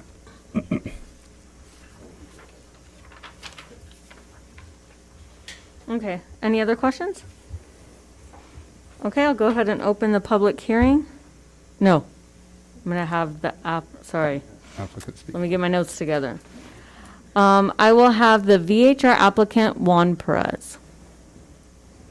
How are you, everyone? You know, I don't really have much to say, but I did get this letter appealing my permit. And looking at that map, I certainly can understand why the Caseys have reservations and concerns. So I just want to address their concerns that they had in the letter. I don't know if they're present today. Hello, if you are. Hey, how are you? Juan's the government name, but I go by Chino. And, you know, my phone number will be right in the front. You can give me a holler, and I'll sort out anything at the house. But, you know, this isn't my first Airbnb. Parties are concerned. I do set expectations with the guests prior to them booking. There are rules stated very clearly before they book that there are no parties allowed in the house because I do not want my things broken. I don't want a party in the house either. No loud music past 10 p.m. is clearly stated as well. I do have cameras in the front and the back that they are aware of with live access, so I can get a look at what's going on there. In regards to being checked for any sexual predators, a very valid concern. These booking sites tend to have checks and balances in place, let's say, for any criminal background, any sexual offenders, or any terrorist activity, so that's kind of handled in the background. Noise problems over the holidays with your current neighbors, I can't do anything about that. You know, People do tend to hang out with their loved ones and their friends over the holidays. Using quads and dirt bikes on the open lots. My amenities don't include access to open lots, so they won't be bringing any quads or dirt bikes. They're not parking their RV anywhere, so there'll be none of that going on. You wanted a sign in front of the house? There'll be a phone number on there. And in regards to parking on the street, I can see the concern as you go around the bend. City rules and regulations do stipulate how many cars I can have parked there, so there won't be a bunch of cars taking up the road. Yeah, and other than that, I mean, I've followed all the rules, and I think I've done everything I needed to do. Notice appeal has held me up a bit, though. It is hurting my pocket, I'll tell you that, you spend a lot of money setting these houses up, and then you're paying the mortgage, and you got no one in there renting it, so it's bone crushing, you know? Yeah, so I just, I'm glad to hear I'm gonna get the permit, that's good. But I did want to address the concerns, just way, that you guys know what's going on, and that things are gonna be all right. Hopefully, everything should be good. Commissioners, do you have any questions? I do. Although it is not a requirement, Chino, Oh, sorry about that, yeah. would you possibly consider adding a noise monitor? A noise monitor? Yeah. Sure, if that becomes one of the rules, to add a noise monitor at the properties to get a permit, then what do I care about a noise monitor?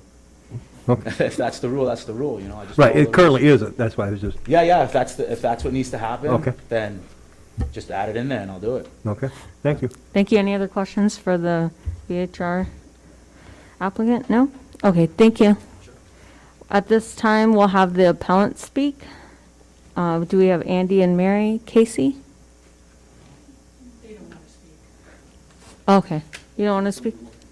Anybody want to speak on their behalf? Oh. Okay. And your name? Okay, thank you. I appreciate meeting the owner who's going to take over that as an Airbnb, but I still have some concerns. And I everybody says, well, it's not going to happen, but it's happening. So there's a breakdown in communication someplace with what we're setting up and what's actually happening in our town. And I know that some of this stuff, we can go on with hearsay, we can go on with this, but we need to start figuring this out. And I have some concerns with calling the sheriff's department, because they're already stretching pretty thin right now in our community. I have a problem with code enforcement. I mean, they've got to get there. And we either need to increase these things, meaning the sheriff's department have more deputies out there, code enforcement have more people. We've got to figure something out here, folks, because I can guarantee you, sir, there's going to be at least one party at your place. It's just the way Airbnbs work. So we've got to figure out how to get this under control. I have lived in the house, probably right in the center there, for 20 years. We've already got long-term rentals on both sides of us. They're there. The street is used constantly for thoroughfare traffic. We have cars that drive down the street 15 to 20 miles above the speed limit on a regular basis. You asked me to go out there and get their license plate number, they're already gone. That's how fast they are driving down our short little thoroughfare from La Buena Terra to Datura and to La Reyes Avenue. La Reyes Avenue is a busy avenue as well. The house sits almost there. The vandalism that was at that house, I do know about that. I saw the video of a person throwing a rock through the front window and destroying the front window. So there are different problems there around the neighborhood. I just, I wrote this letter here of concerns, and I realized that I would be like a little child trying to speak to you about an issue that I'm just becoming aware of. But I have some real concerns with how we're managing this in our town. And if you have one Airbnb in, who's to say that some of these houses aren't going to be sold and be others? I live there full time. That's my neighborhood. So please be considerate when these applications are made. Thank you. Thank you, Ms. Nelson. I have a question, if you're speaking on behalf of the owners. It was stated that they have, their concerns are the potential traffic noise and that they have issues with their neighbors and the loud motorcycles. What is currently being done regarding those complaints? I have no idea. Oh, okay. And my problem is, quite honestly, I I don't meant want, from you, like when you hear those, how are you handling those? I have to close my ears. If there's ATV activity in the backfield behind me, I do call the sheriff and say, hey, if it's a low day, you're not having a lot of calls, please come over and check it out. But I get it. I mean, these people are, booked solid with these things. If you can give us avenues of people we can contact and make it so that it gets taken care of, I will do it. I will follow through with that. But as far as me personally, I don't go out in the middle of the street and try to get their number or anything, or don't call anybody, because by the time I'd call, they'd be gone. Okay. And that's a waste of time for our law enforcement to have to try to track those people down. So that's why I don't contact them directly. So I will say, you have talked about, obviously, avenues of contacting people. It's not your responsibility to talk to the owner of the property. If you do have a concern, and I heard this on the last one, that's why the sheriff's department is there. That's why code enforcement's there. The only way documentation is going to be shown on these properties is if you make those calls to the sheriff's department and to code enforcement. Without those, it's hard for us to come back and look at, say, okay, well, there's no activity to this property or anywhere else if we don't have that documentation to sustain a revocation or revoking of a permit.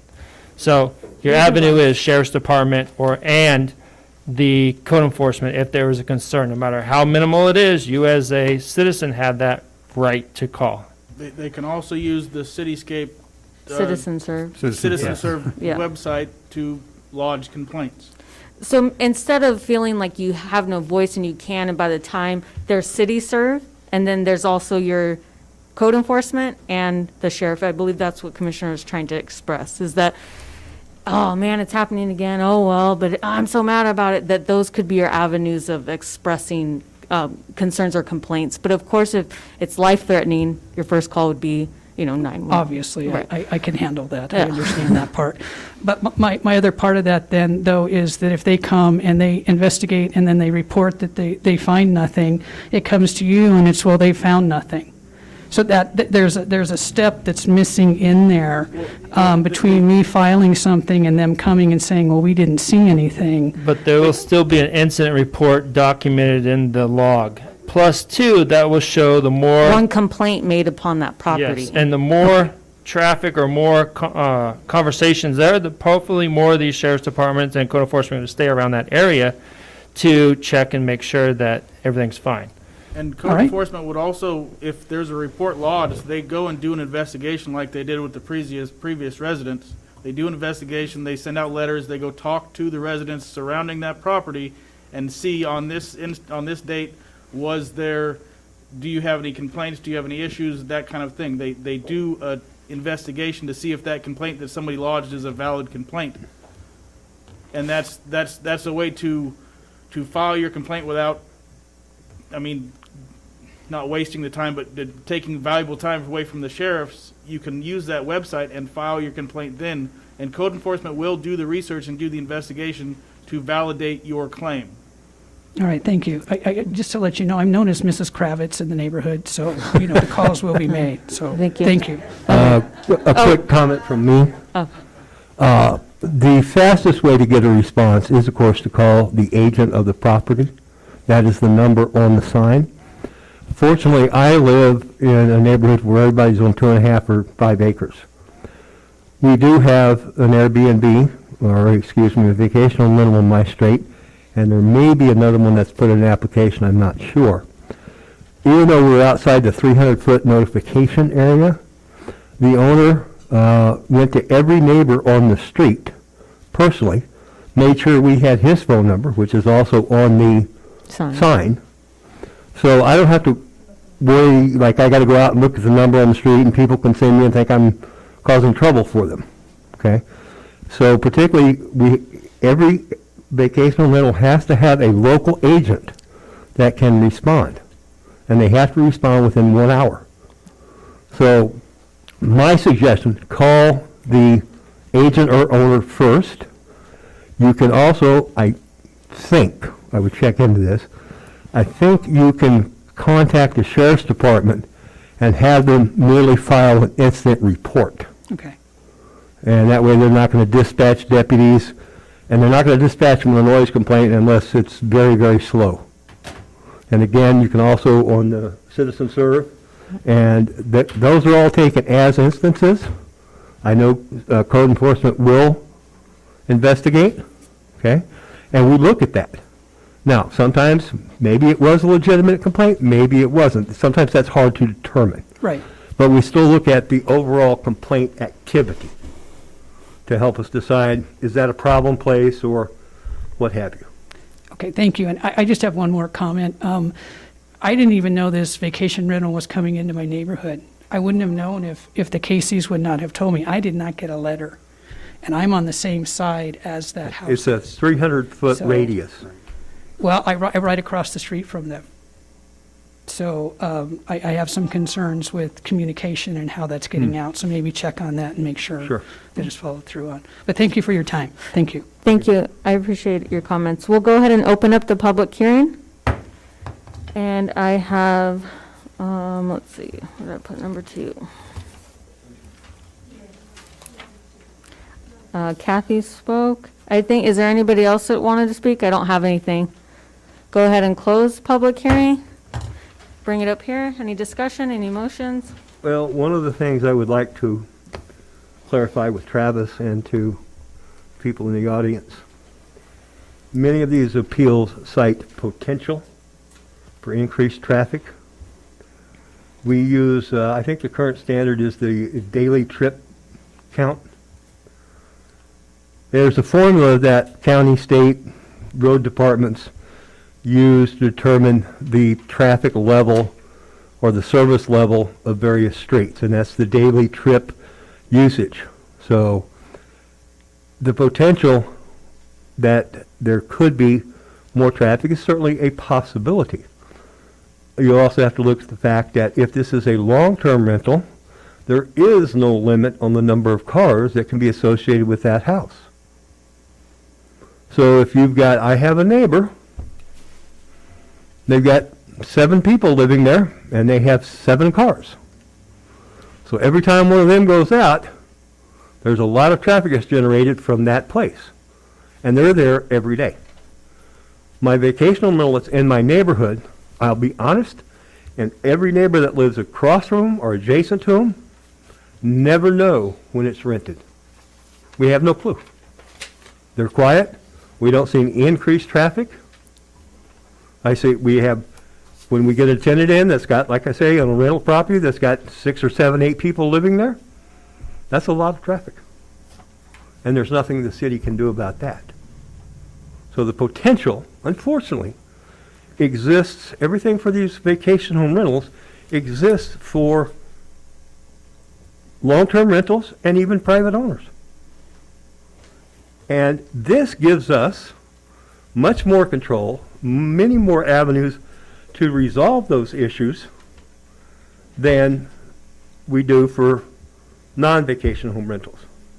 These were specifically put into place when the code was written to provide as much protection as we could think about at the time. Now we are going to be re-looking at these things, and certainly will want input from the public, because we do need to make some changes without a doubt. But potential, how do you define that? Correct, that's not a finding. Anybody else have comments? I like this nearby VHR map much better than we have seen in the past. So this kind of Example. this map quells some of my previous issues for the changing the characteristic of a neighborhood and that sort of thing, because this is how I would like to see a map look for all of them. I am in the process of purchasing a house very close to this vacation home rental. And with that being said, I don't feel that's going to change the characteristics of my soon-to-be neighborhood for this one instance. So that's all I have on this one. Thank you. Anybody have a motion? I make Go ahead. I make a motion that we deny the appeal and approve the permit for 72654 Sunnyslope Drive. I second. I have a motion and a second. Roll call vote? Commissioner Kruschat, Aye. Commissioner Mendoza, Aye. Commissioner Walker, Aye. Vice Chair Dixon, Aye. Chair Pahana. Aye. That is 5-0 approved to deny the appeal and approve the vacation home rental. Thank you. Thank you, Mr. Perez. Yeah. Okay, so moving on to PC 2134, vacation home rental appeal for Sherman Road.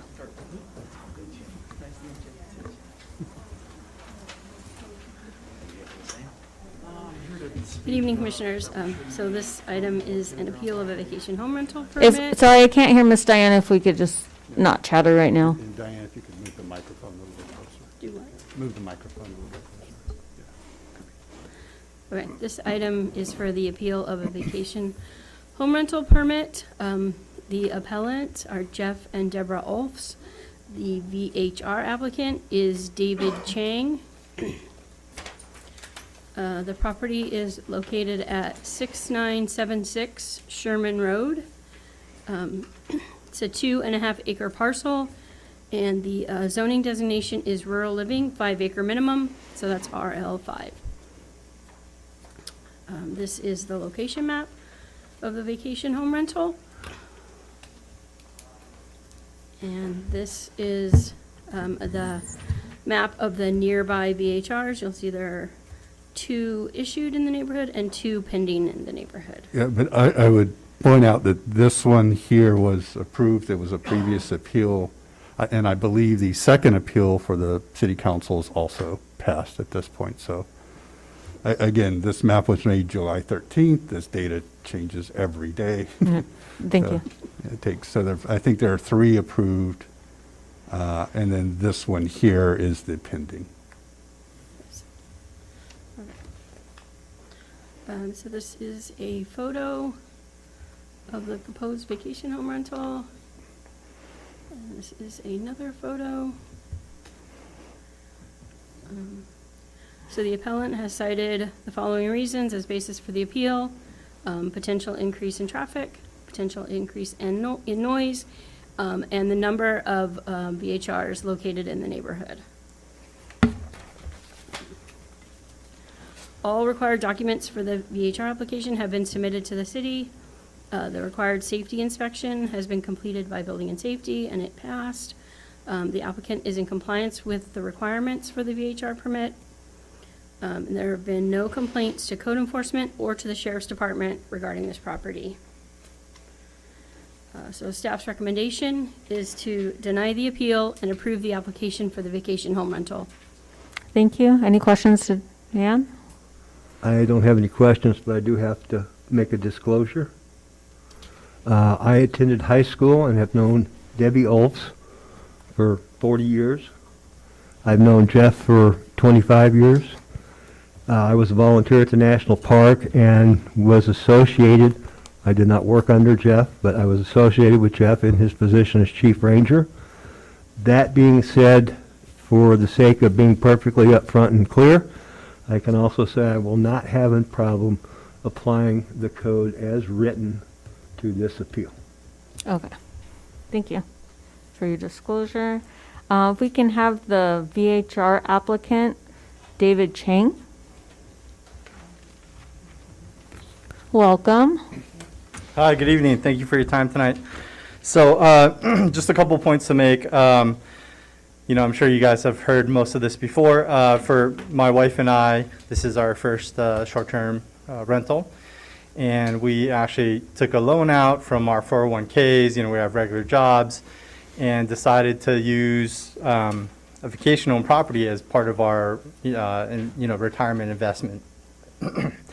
And so, you know, first and foremost, it's probably the single largest purchase that we've ever made, the single biggest investment that we've ever made.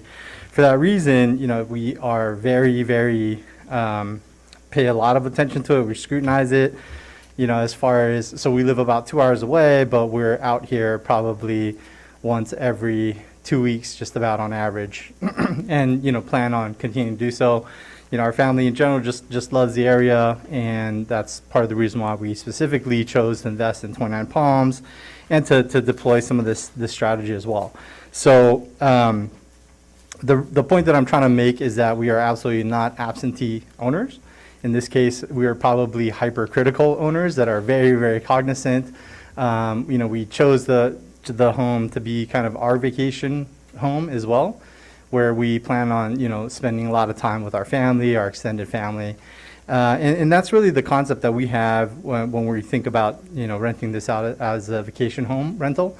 We are absolutely not interested in allowing parties here. So this is a special home for us as well. We want it to be respected when it is rented. We want, all of our neighbors to be respected, and for that peaceful surrounding to be kind of preserved. I mean, this is the reason why we purchased the home.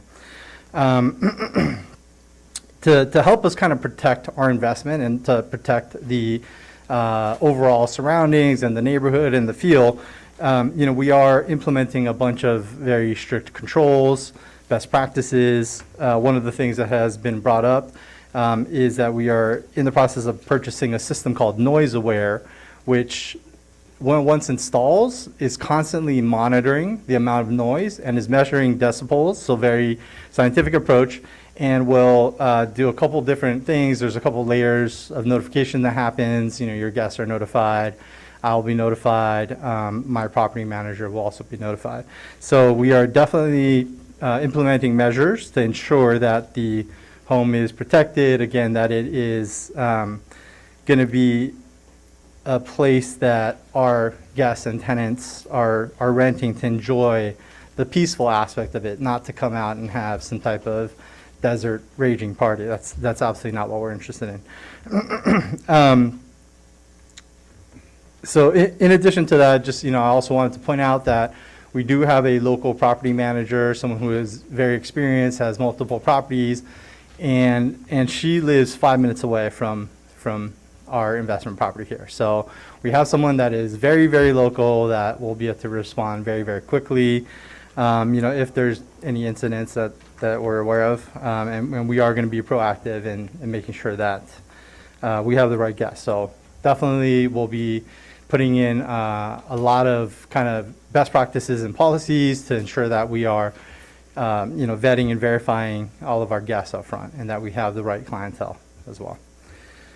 With that said, again, just wanted to say that compared to a traditional rental, the amount of traffic and the wear, I think, is still going to be decreased when you look at people who are there permanently and full-time.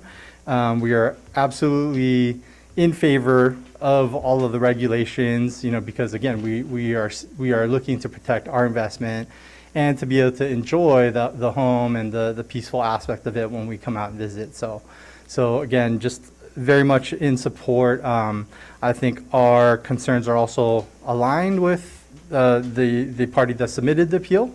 And in spirit, we're definitely aligned. We want the same things to happen. We want to make sure that the area is protected, that there isn't a bunch of noise being created, that there isn't undue wear and damage and garbage being placed on people's properties. And that's all I have. Thank you. Thank you. Questions? Do you mind? Do you guys have any questions? I have a question first of Travis, and then I have a question for the applicant. Okay. Okay. Just- he's Mr. gonna Olds does make a point in his letter about Arenoso and another road being private roads. And they are maintained by private funds, not by public funds. And it appears to me that the access to this property is on those private roads. Is that correct, Travis? That's correct, and there must be an easement. Right. That allows. Sure, that I understand. Okay. My question is, from Mr. Olf's letters, everyone that's on that road gets together to help pay for the maintenance of that road. Is that something you would be willing to participate in? Yes, absolutely, of course. And I think that would be irrespective of how we're intending to use the property. Okay, I think all of the property owners, right, need to be responsible for anything that's being used in common. So absolutely. All right, thank you. That's all I have. And Mr. Mendoza, Commissioner, I'd just point out that in many of these cases, you can see from this map, there have been right-of-way dedications that are made.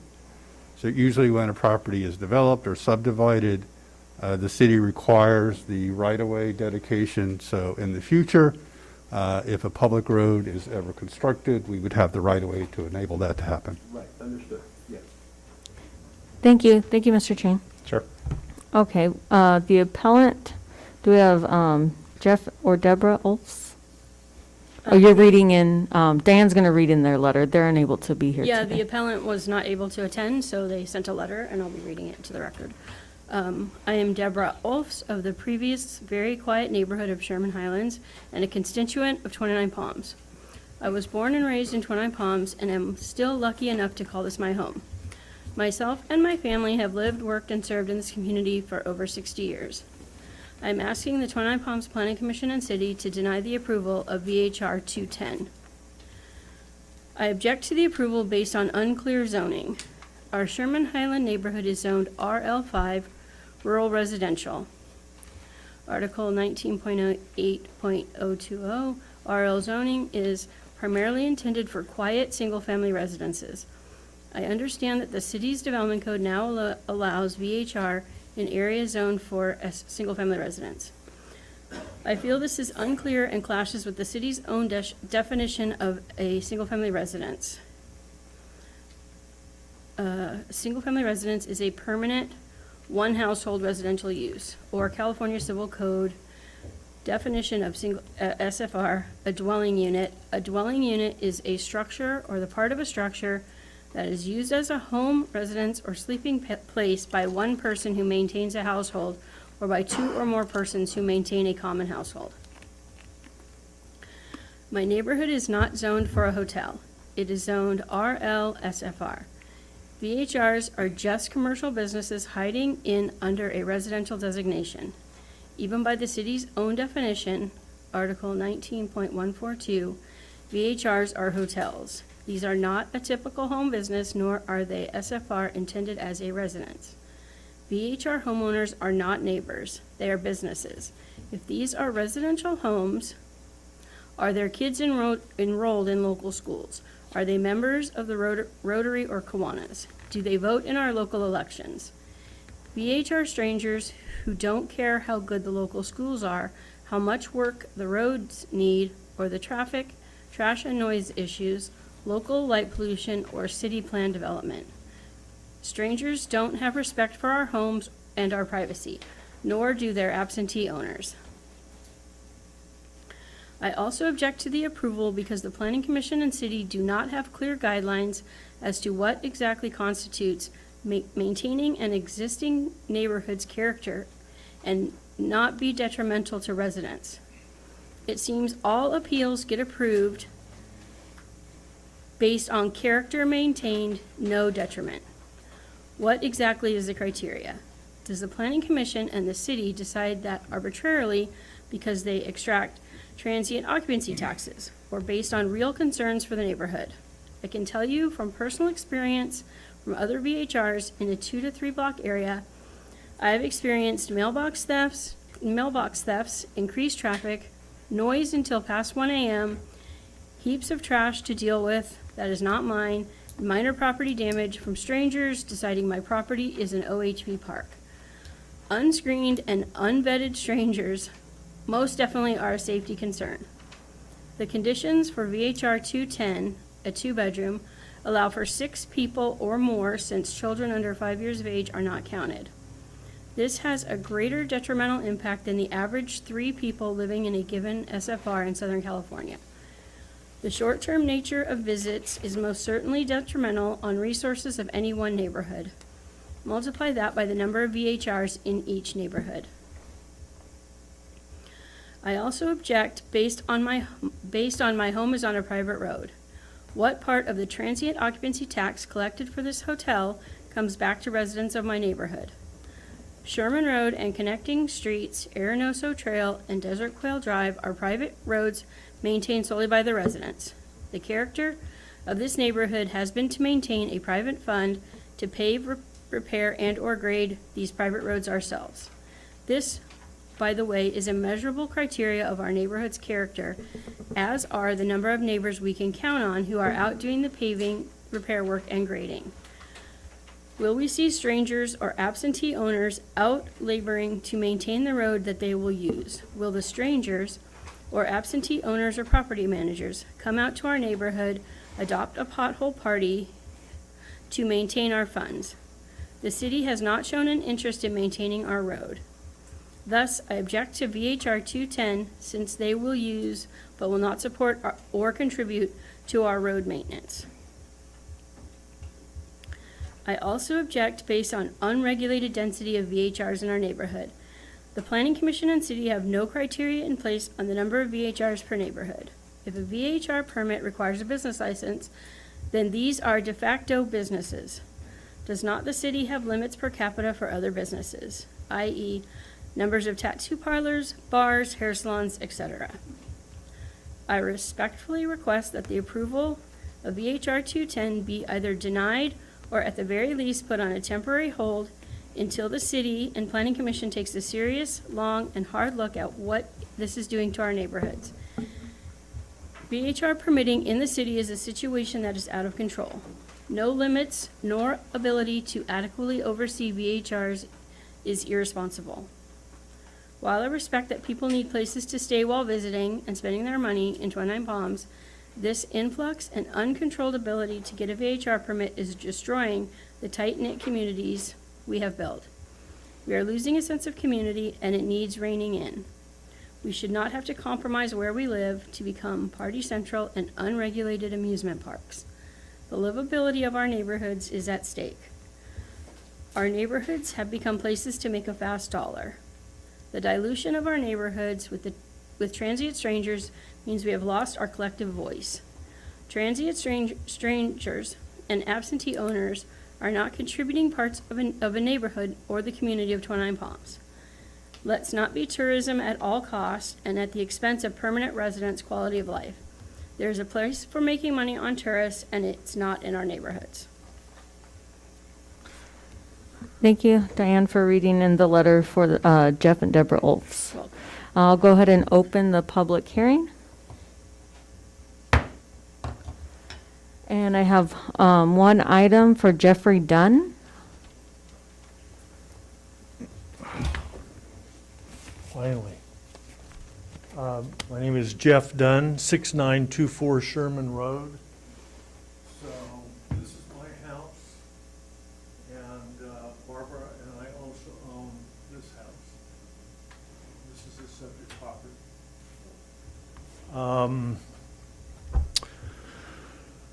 You know, I'd like to say thanks to the commissioners. An hour and 20 minutes on that first issue, and I think it's a testimony to how well the city works and how well the ordinance works. 37 years ago, I married a realtor, and as a consequence, ended up with a bunch of rentals. Mainly because the rents paid for the mortgage payments, so it's worked well. But I've been in the rental business a long time. A year and a half ago, I converted one of mine into a vacation rental. And it's been a lot of work. I hired somebody to manage it because I didn't want to deal with it. The expenses run about 45% of gross. So it's not the big, huge money maker everybody thinks it is. It's very time consuming. But I've read the guest book, and people are having a good time, and they love the desert just like I do. And that gives me some satisfaction, and I'm making more money than I used to. Right now I'm working on a long-term rental. Had it rented for a year and a half. It's going to cost me 3 times as much as I made to fix it up. Absolutely abused it. Thought we vetted them properly. But so I've had mostly good tenants, but there are problems. Haven't had any problems with a vacation rental. In fact, I've gotten a lot of satisfaction out of it. People are discovering our desert, and they're falling in love with the same things I fell in love with. As far as this vacation rental goes, and David, I wanted to to introduce myself to you and say this to you personally, but maybe this is a better way to do it. I don't have any problem with it at all. And if I do, I have a phone number on the front of the house, and I'll call it. And if I don't get any satisfaction, I'll spend an hour and 20 minutes here. You know? But I'll probably document it very well. Welcome to the neighborhood. And you know what? Get your pocketbook ready, because they're serious about that road. It is a mess. So looking forward to seeing you out there. And good luck to you. What more can I say? Let's see how it goes. I have a quick question. So for the main reason for the appeal, they're kind of, to me, they're stating that it's going to change the characteristic of their neighborhood. Well, I take it you feel it's going to change it in a positive? I've lived in that house since 1991. As far as I know, there's been 3 people live in it in that time. I've never met any of them. I took a FedEx package up there one time, and she said thanks, but she's never worked, none of those people ever worked on the road. I know that. You know, Dave's kind of at a disadvantage because the backyard is almost like an amphitheater, and it does project noise to my house. But I have great big speakers in my backyard.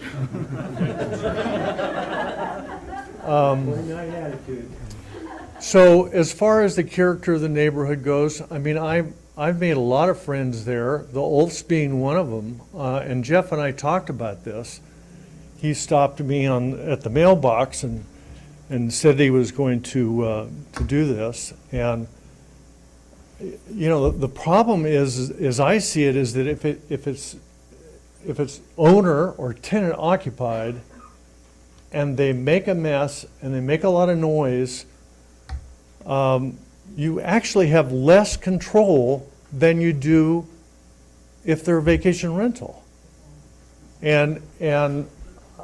So I'm not seeing the problem. If there's a problem, I get to involve the city. If it's not a vacation rental, I have to go to law enforcement, and that's all I have. If I come here and complain about my neighbor to you, are you going to help me with that?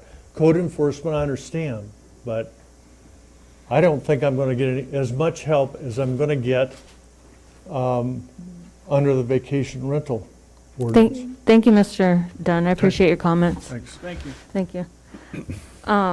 Okay, so that was the last one. I'll go ahead and close the public hearing. Bring it up here. Do you guys have further discussion or a motion?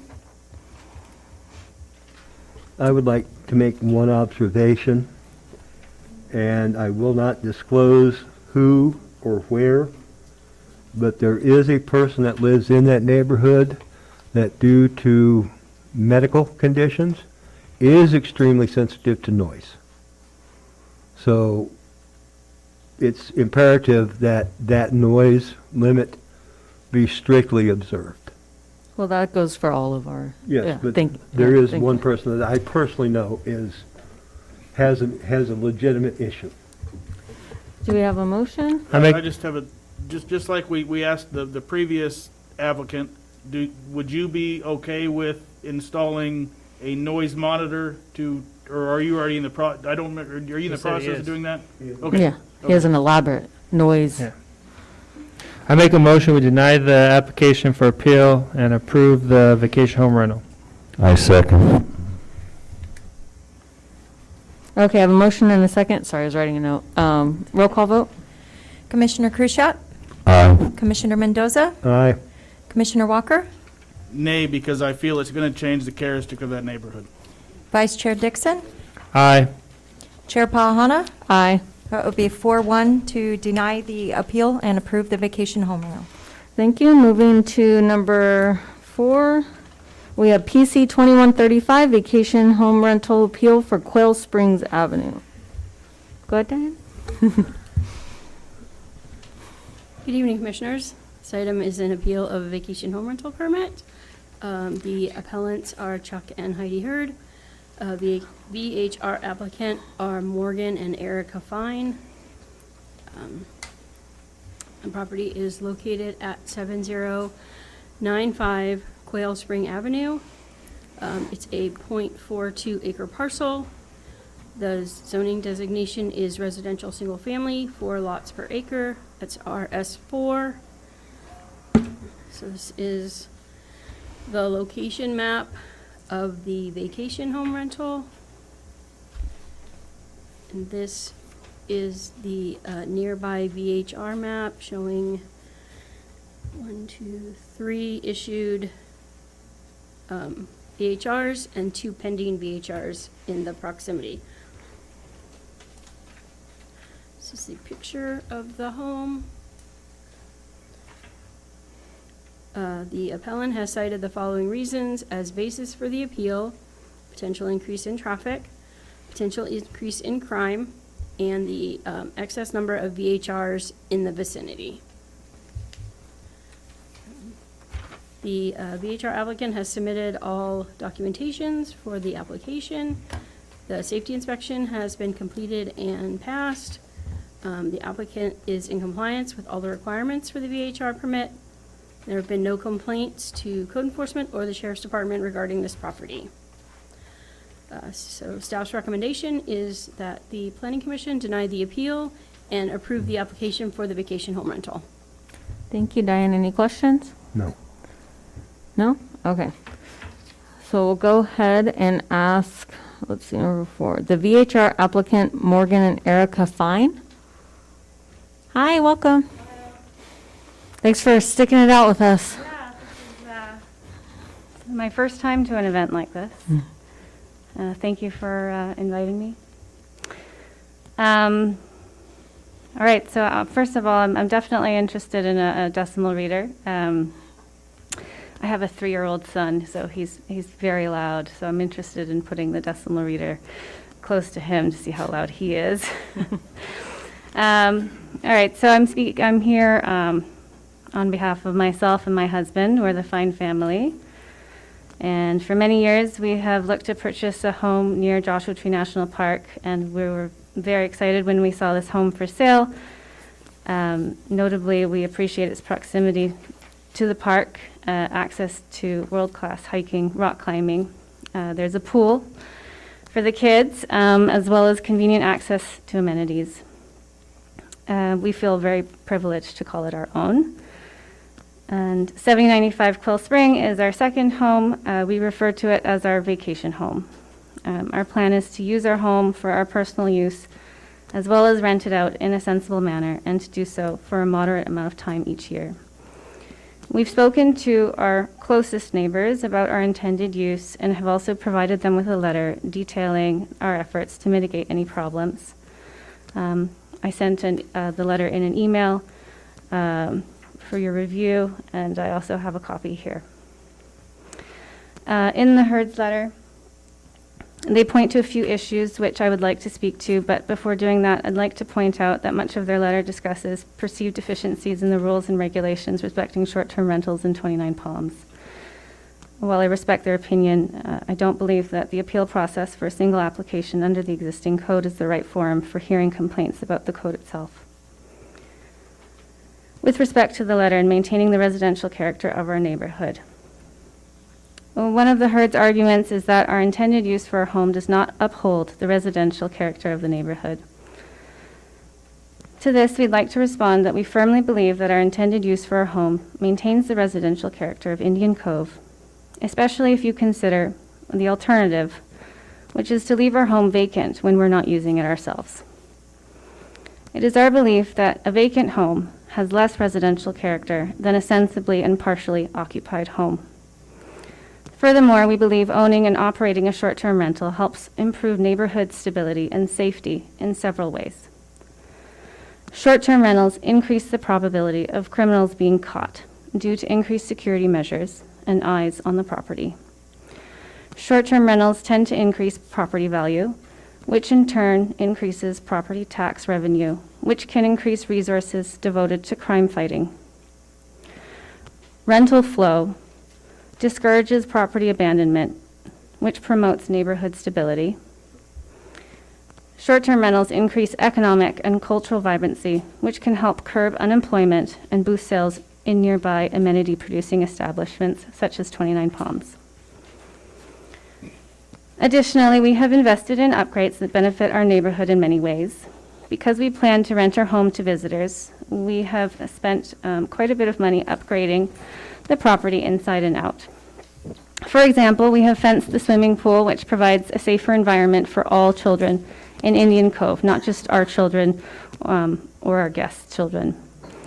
We have improved the landscaping around the property, which helps make the whole community more attractive. Although I will admit that the herd's ocotillo is much more impressive than our own, and we're working on improving that.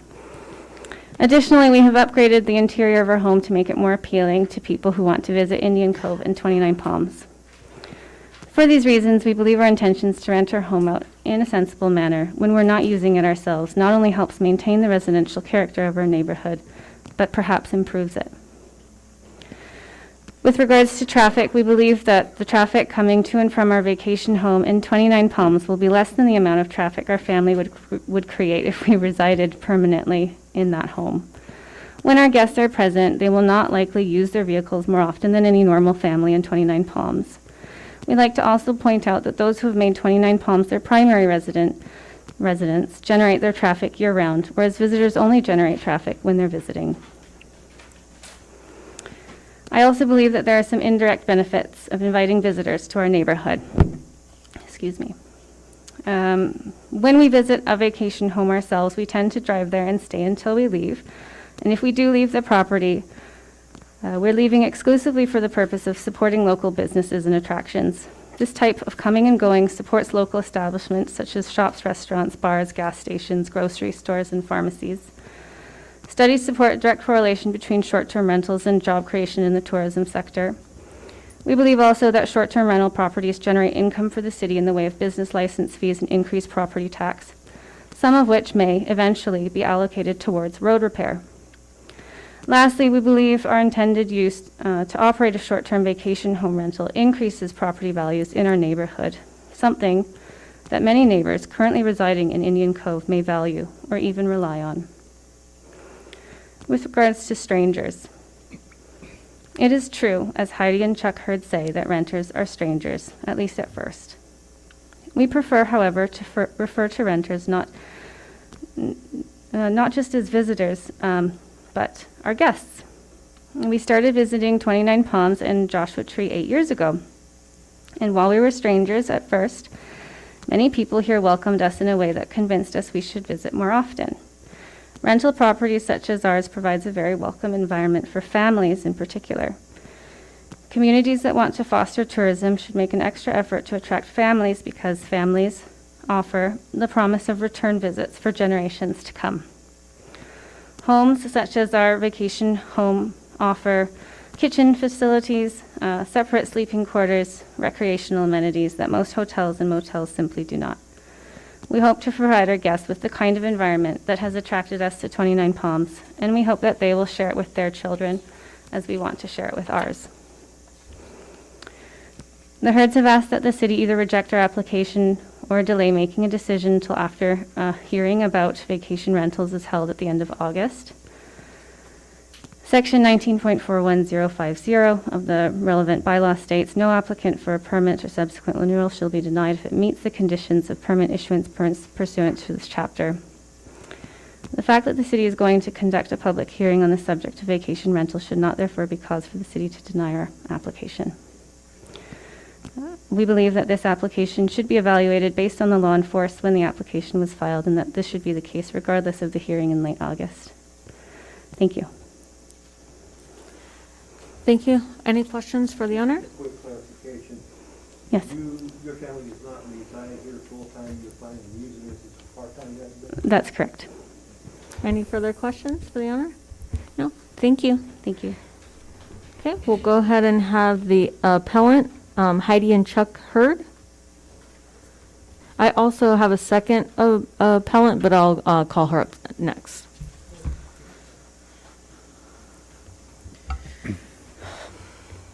First, I'm glad that you've updated the maps to show all the vacation home rentals in that area. That's a great improvement. A couple of definitions. Straight from the city code. Vacation home rental, a permitted short-term rental of any detached single-family dwelling or any portion of any detached single-family dwelling for occupancy, dwelling, lodging, or sleeping purposes for a minimum of 2 consecutive nights, but no more than 30 consecutive calendar days in duration. Short-term rental is included in the definition of hotel for purposes of collecting transient occupancy tax pursuant to Chapter 3.24 of the Municipal Code. A vacation home rental shall be considered a short-term rental for purposes of Chapter 3.24 of the Municipal Code.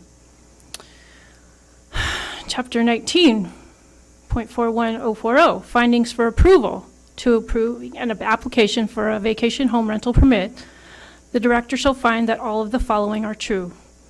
Thus, the site upon which the vacation home rental is to be established is adequate in size and shape to accommodate said use. That the residential character of the neighborhood in which the use is located will be maintained and preserved, and the issuance of the permit will not be detrimental to the public health, safety, and welfare of the residents in the neighborhood or injurious to the community within the vicinity and the district in which the use is located. Have we gotten an updated ruling from the city attorney yet on this definition, besides from 6 years ago when the ordinance was written? Okay, violation of 19.41.070A3, which requires all lights to be designed to reflect all light away from adjoining properties. The newly installed house number sign is so bright that it blinds me when I walk out my front door at night. I believe that another sort of light could be used that wouldn't be so intrusive and also serve the purpose, if necessary. And in order to observe the night sky from my front yard, I have to hold my hand up to block out the light. It's that bright. Now, I understand the light, that there has to be a lighted house number because it's a vacation home rental, but this one's like way too bright. Hotels of any kind do not belong in residential neighborhoods. They are commercially zoned areas for these kinds of businesses. The residential character of the neighborhood is indeed being impacted by allowing short-term vacation rentals. I have no problem with someone having a second home. But as soon as it's turned into a short-term vacation home rental, then it becomes a business. This brings strangers to our neighborhood. A 4-bedroom house would have approximately 8 to 10 strangers. The security of the neighborhood, where everyone knows at least who their neighbor is and keeps an eye out for everyone, disappears. There are 4 vacation home rentals within less than a block radius. I believe 3 are 3-bedrooms and 1 is a 4-bedroom. That is approximately 24 to 34 strangers and a possible 12 to 16 plus extra vehicles. This is also costing the citizens of the city more money, as those of us in the neighborhood that we once felt was safe and secure is now having to install security cameras. How is allowing this to happen maintaining the public health, safety, and welfare of the residents in the neighborhood or the community, as stated in point B of the code? All the city is seeing is dollar signs, and all the owner is seeing is a way to recoup dollars that they spent on a perfectly livable home to make it meet vacation home rental standards. This particular home was well maintained, always was maintained since the time it was built. We don't hate neighbors. We hate businesses and neighbors. Limits are needed. Once a home gets turned into a vacation home rental, it's no longer a neighbor, it's a business. And I'd like to note too, that pretty much the letter that they walked across the street with is the exact same letter they sent with their offer when they went to buy the home. So I'm guessing these guys are the best car salesmen ever. Okay? They're not going to put their kids in school up here. They have no vested interest in this outside of they want to have a vacation home. Fine. They can have their vacation home. Not my problem, not our problem, not the city's problem, that they put in over $50,000 in upgrades into a home that was perfectly already livable and habitable. Okay? The sign out front is going to invite more crime. That makes it an attractive nuisance right there.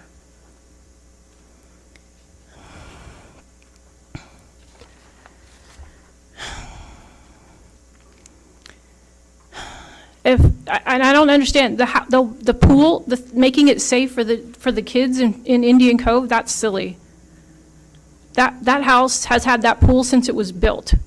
Never been a problem. There was already a fence around the yard. They installed that fence because they have little kids. That's the reason they put an extra fence around their pool. Has nothing to do with anything else. That's for their thing, not for anything else. And that maybe it's a vacation home rental requirement, I don't know. But again, that house has had children living in it way before now and never had an issue. Okay? There's going to be strange vehicles. We get to know the vehicles of our neighbors. We know which vehicles are the fines and stuff when they're there. But once they start having renters in there, those are strangers. Those are always going to be strangers. Those renters, the so-called guests, they're going to be here today and gone tomorrow. They have no vested interest in there. It's different. If you have a long-term rental in there, you get to know that person. You get to talk to them. There's going to be different people there all the time. Their own city of Laguna Niguel has banned vacation home rentals. In fact, Morgan stood in our living room and said he wouldn't want to live in an area where there was vacation home rentals around his house. But yet, here they are, doing it to our neighborhood, to our city. I don't care if they have a second home, that's fine. But once they turned it into a vacation home rental, then it's not a second home. Now it's a business. If they couldn't afford to have a second home without renting it out when they're not there, that's not our problem. That's not the city's problem. That's their problem. And I can tell you what, there's a house down the street that is owned by a family. They come up here every so often. We've talked to them all the time. Their home, it sits empty most of the time, except for when they're there, more so in the fall when they're there when it's cooler. In fact, I just talked to him the other day when he was walking up the street. It's not a problem. But this does change the characteristic of the neighborhood. They have no interest. I mean, the only reason they're here is for the park. Great. But they have no, they're not going to put their kids in school. They're not going to be voting in here because their permanent residence is somewhere else. Do you have anything else you want to add? Thank you. But they've pretty much best salespeople ever because their letters that they sent out to the seller and to us and so on and so forth, yeah, practically word for word. Mr. and Mrs. Hurd, before you leave, you know, it was clearly noted, we're not doing personal attacks. We understand your position on vacation home rentals, and it's just not going to do us any good to do that to one another. Okay. The thing too, go back to your map where you show all of those. How many is too many in our area? And how many? And I know it's hopefully going to get addressed, but until then, yeah, I know you're gonna approve this. I get it. Okay? You're gonna approve this. And we're stuck with vacation home rentals. And you know what?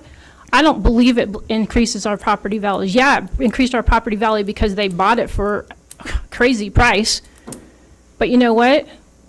That's gonna deter people from buying. Should we decide to sell, that's gonna deter them when they know they have a vacation home rental straight across from them.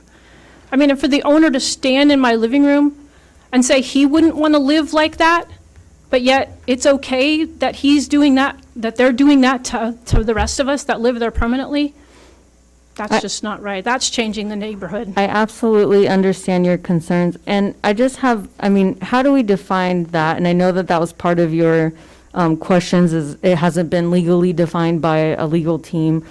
I mean, is it short-term, is it long-term, is it only permanent residence? Is it using a home as a home? I know you're not getting your borrow a cup of sugar because you say that they're not like strangers, or characteristics of a neighborhood. Is that trees? Does that include sidewalks? Is that lights? Is that aesthetically appealing? Is defining that is the key that I think a lot of people are wanting the answer to. Is it mean great schools? Does it mean great access to medical care down the road? Is it low crime rate or pride of ownership? That I believe does have to be defined, and but the intention is they're using it as a house. It's still a house, so. So can I ask Ms. Hurt a question? Do you believe the city should not allow short-term rentals at all? If you can come to the podium, Yeah. thank you. Sorry. There needs to be limits, and there needs to be spatial limits. Okay. Okay? Those are all, they're adjacent. The property lines it's touching. We don't need 4, 5, 6, there's over 20 plus in Indian Cove already. Over 20 plus. There's probably 25 plus by now. I don't know, I've lost track. So, That's too many for that area. If your house had none around it and none within a defined spatial limit, would you still be opposed to it? Probably, because it's bringing strangers to our neighborhood. It's bringing strangers, it's a business in a residential area. And I think if you start doing some research and looking at a lot of the other tourist cities and contacting them, you're going to find out. Most of them have said, nope, not in a residential area. They're either phasing them out. They've limited the number and where they are. So that's the research that needs to happen. I have a follow-up question for you. So you mentioned it's commercial, and so I just wanted to kind of get your opinion on, because they're using it as a house, but it's short-term, that's not in favor, but if it's long-term, you're in favor of that. That's fine. We get to know those neighbors. We've had military families and so on and so forth that we've gotten to know that we are still friends with that have rented that house for 2 to 3 years at a time. So it can That's be not an a problem. income property, just not in your preference short-term. Correct. But there could be other commercial ran businesses in the neighborhood, perhaps I'm sure somebody there's lots does of Etsy or. Right. There's lots of long-term rentals in the neighborhood because that's a very popular place for a lot of military officers and so on and so forth to relive. So that's never been an issue. We've always been able to get to know the neighbors across the street when it was the long-term rental. So it's the preference of your definition of characteristic of the neighborhood is like the central borrow a cup of sugar feeling of the neighborhood, not aesthetics or anything. Right. No, exactly. It's because, a short-term they're there today, gone tomorrow. You can't call them and say, hey, I fell down. Can you come help me get up? You can't do that. Hey, I got to go away for, a few hours. Can you come over and let my dog out? I'm definitely trying to understand that. That's because the if we ask definition. lawyers, they're going to be what or what, and how can I apply that to law? Right, but you have to be able to count on. You're losing when you get all these short-term rentals. You're losing that neighborhood where the neighbors are watching out for each other. Even the other day, I was driving down the street and I noticed one of the trash cans was tipped over, but I had to get to an errand. And I knew the guy that lived right next door, and I called him up and said, hey, are you busy? He's like, no. I go, can you go pick up that trash can? Because we don't need that trash blowing all over the, and he did. That's not, when it's a short term, you don't get to know those people. So another follow-up question, you mentioned neighborhood looking out for each other. Has Indian Cove ever developed a neighborhood watch program? I believe that's something that people are trying to get started, and some people were like, oh my God, we don't want a HOA. It's like, no, we don't want a HOA. We just need to have some sort of neighborhood organizations, but people are afraid of that kind of stuff too. So. Yeah. And you mentioned having to invest in security. There is a program that does it alerts it's a huge program, and San Bernardino County does it. You can get involved in it. The sheriffs do watch that page, and it is linked to, I believe it's Ring. We have a Ring doorbell, but we're also going to have to get more cameras. We are going to have to put in more cameras because now there are going to be extra strangers in our area. And and I know there's been other reports. In fact, I think there was not too long ago, I think it was actually just this last week that, there was a lady that broke into a vacation home rental.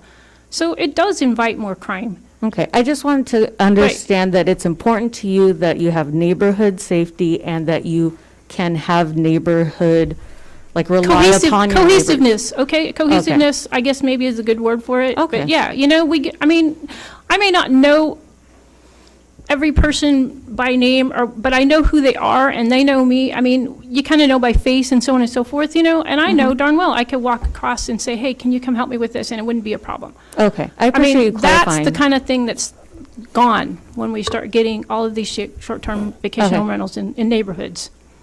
Thank you, Ms. Hearn. I have questions. Okay, I only For me or have for one. her? Yes, for you. Sorry. You, first of all, you stated the code identifies short-term rentals as businesses. As hotels, correct. It says for the purpose of collecting TOT. Okay, right. Are there other businesses that are allowed in homes? Yeah. Okay. Now, if the fines are operating this solely so they can make money, what is there between that and I have 14 rentals long-term, but I rely on that for my income? Am I not running that as a business? Yes, but they're long-term rentals, they're not short-term rentals, so you have people in there for a Wait a longer, minute, it's no, changing it's changing the We're not talking that, characteristic we're of the talking neighborhood. about the definition of business. Right, so you have to pay your business taxes, don't you? What's the difference between someone using a short-term rental as partial income or as income versus somebody who has numerous long-term rentals who depends on that for their livelihood? It's both businesses, is it not? Right. Then I don't understand your objection to them being businesses. I understand your arguments about the character of the neighborhood, but you made a statement about them being businesses and they should not be allowed. And they're no more a business than somebody who has several investment properties for long-term rentals, or somebody who owns a copier repair out of their garage who has a city business license. Are long-term rentals considered hotels? No. Okay, Vacational rentals are not considered hotels. yes, they are. No, they're not. They are considered fall under that hotels. definition. They are considered hotels for the purpose of collecting TOT. That is the limit of that code. Okay, so we're gonna, okay, I understand. We're gonna open the public hearing. I think there's a second appellant, is that correct? Oh, second appellant, yes, I'm sorry, Jillian. Yeah. Thank you. Thank you, Travis. I'm sorry, Jillian. She's an appellant. So I already brought up my two concerns, which are the fact that there's going to be 4 within 100 yards of me. All of them have pools. All of them have a number of bedrooms, so there's nothing standing out of those properties. But the other thing that I wanted to mention is I was driving down 62 the other day, and I had wanted to take my friends to lunch. I called and looked up Rocky's phone number, and Rocky's is out of business, along with 2 other restaurants along that same line. Do you really feel that properties that are short-term rentals who have kitchens are going to contribute to the businesses of 29 Palms? I don't think so. When we have all these rentals and we have these open, closed restaurants. So that was just an extra point that I wanted to bring up, and thank you for listening. I've really appreciated tonight, and I appreciate all your time. Thank you, Jillian. Okay, now I'll open the public hearing. I have Joseph Candelaria. It was for item 6, but I mean, I could give it here because it's kind of like. Sorry, that looks like a 4, so we can have you wait till 6. Well, I wanted to actually speak on this, if I can. Then I'll leave that as a 4 and add a 6. Oh, there we go. Okay. You're awesome. I think that you guys are doing a great job. This is super hard. I'm a 34-year resident, born and raised on that military base. Been here my whole life. I'm a small business owner. I've worked in construction with my father my entire life, and I've watched that man sweat for nothing. Vacation home rentals have come in and given an opportunity for a man that's built this town. Literally, he's framed, I would say, 30% of the homes in 29 Palms. That's an impressive number of homes to frame. And I've watched in the past 5 years him go from starving for work to now there's an abundance of work. This is the first time in our life we started a business this past year during COVID, during a huge downturn, and we are doing well. And we're doing well in part because of vacation home rentals. What I get worried about is I understand the neighborhood aspect. I get that. I'm here. I live here. I will live in Indian Cove probably when I'm in your age. There's not, like, it's a beautiful part of town. It is, I can't afford it right now. Like, if I'm coming correct, you know what I mean? That's just the truth, and I understand that. Like, but the truth is the future's coming. The desert's changing, and we have to learn how to work together. It feels a little bit, it feels a little bit xenophobic to push outsiders out. I don't like that. This town taught me one thing, and it's that you're supposed to treat people with respect. And it feels very strange. I understand the go back to LA. I get that. I get that there's a lot of different parts here. But a big part is like we have to look at, like, you know, dollars to donuts. It's creating jobs. We want to talk about there's two colleges in the Morongo Basin, or two high schools in the Morongo Basin. One has a pool. One has a football field with lights. It has nice sidewalks. It has an abundance of parking.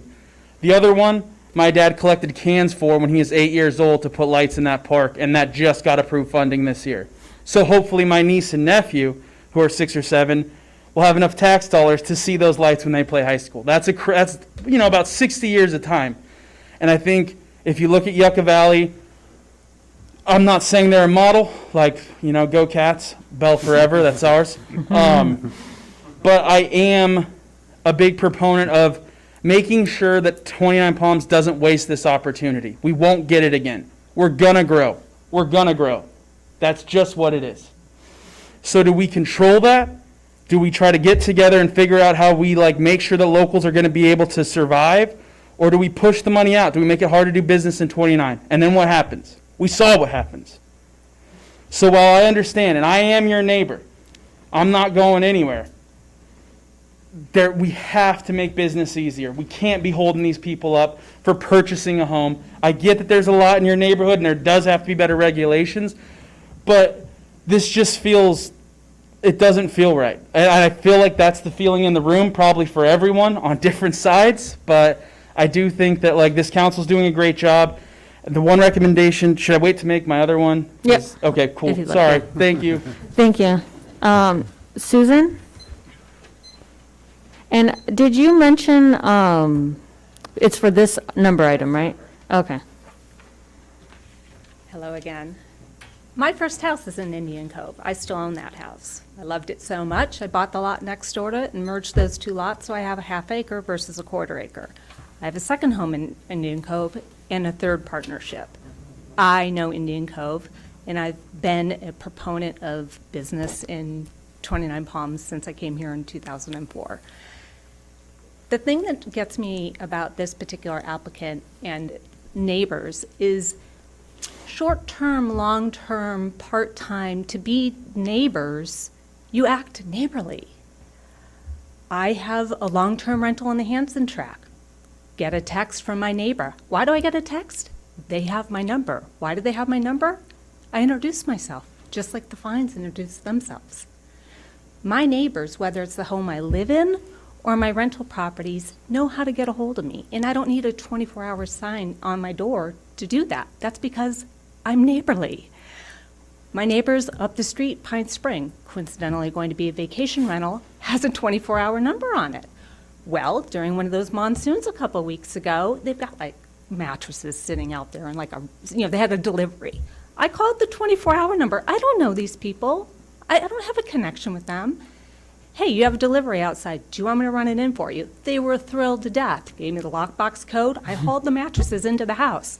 I'm a neighbor. The Fines are going to be neighbors. They took the time to introduce themselves, to give them their game plan. Hey, we want to use this house.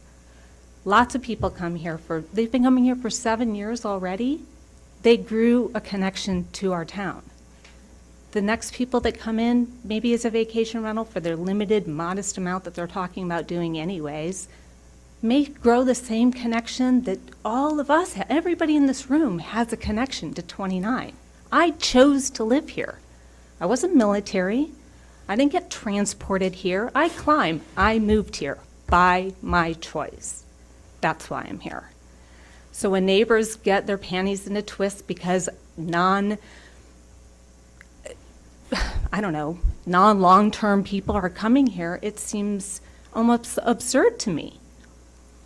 I was at a different house recently, and I had a really heavy box in the back of my truck. I asked some stranger, who ended up being a vacation rental person, can you help me unload this box?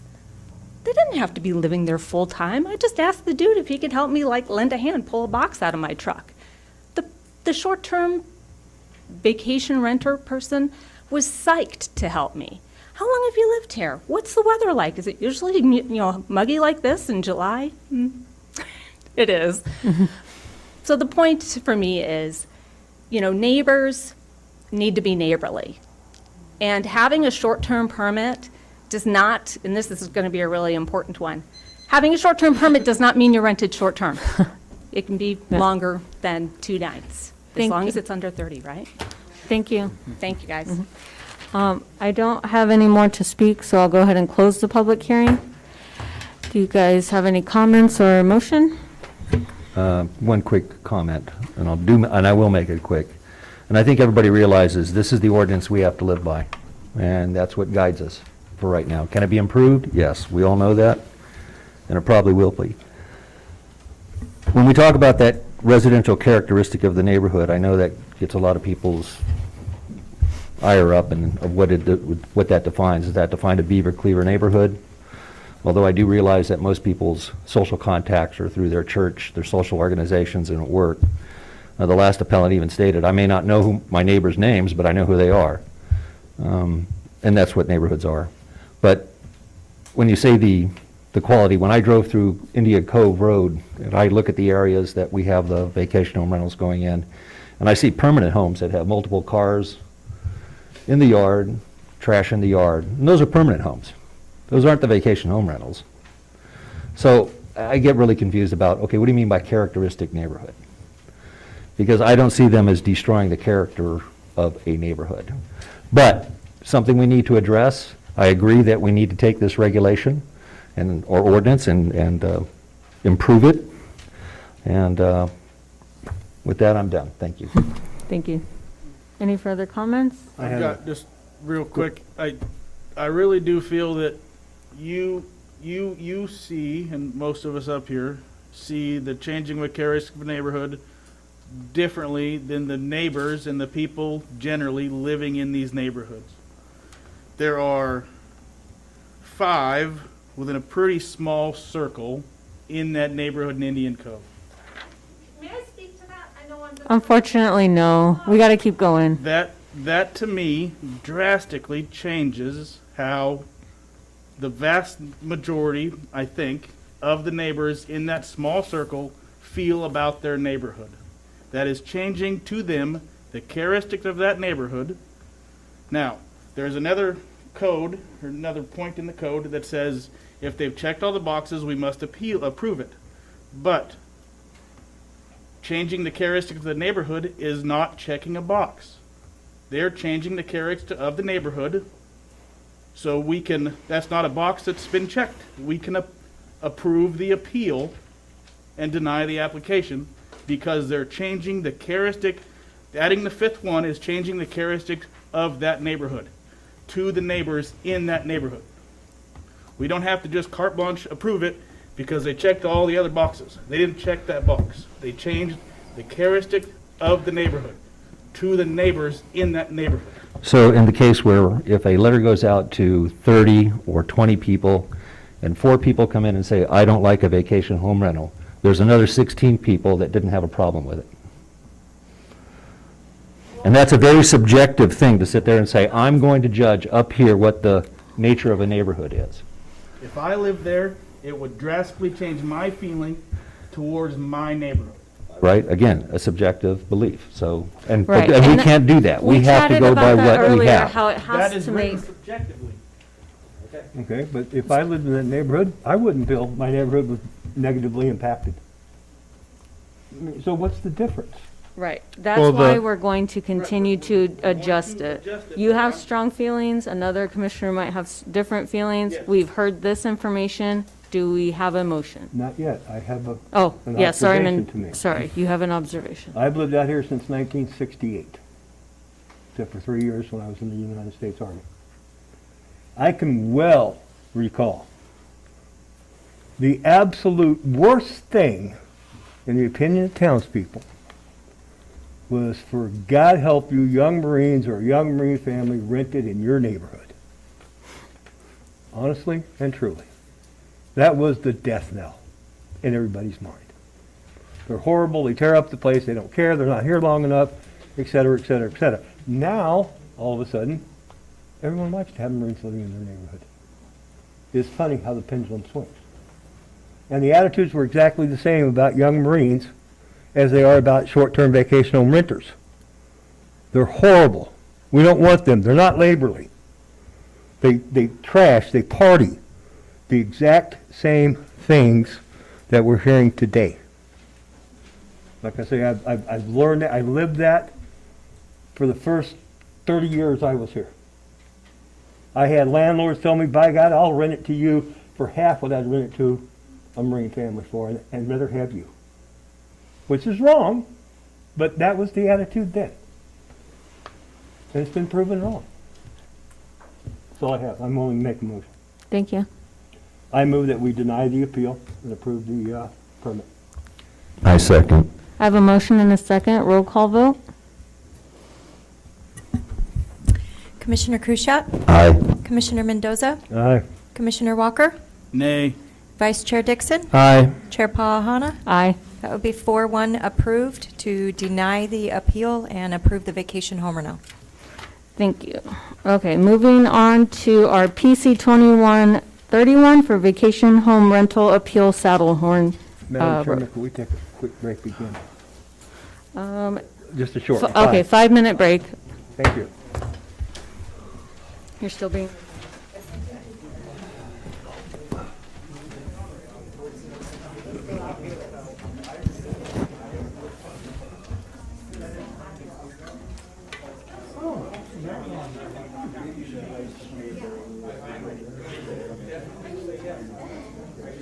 Yeah, there they are.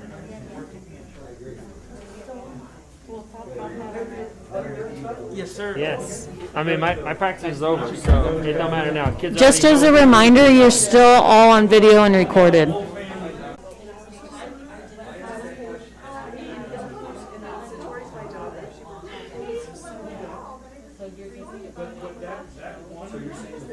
Yeah, I can't do bifocals, I don't, I'd rather do this than bifocals. Sorry, we're on.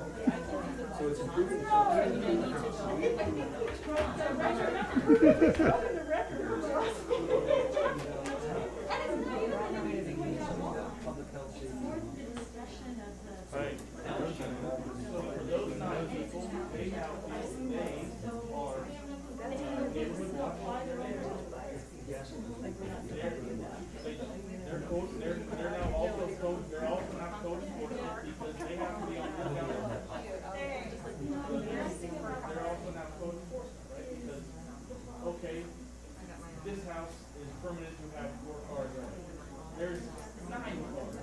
I now have to report this to the city, date it, time, get my evidence.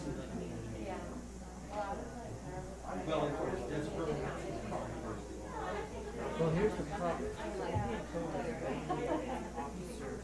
Big houses, big properties, you bring in these, they can come in, they spend $700 and that's the problem they're saying. Oh, this is taken away from my officer feel, you know.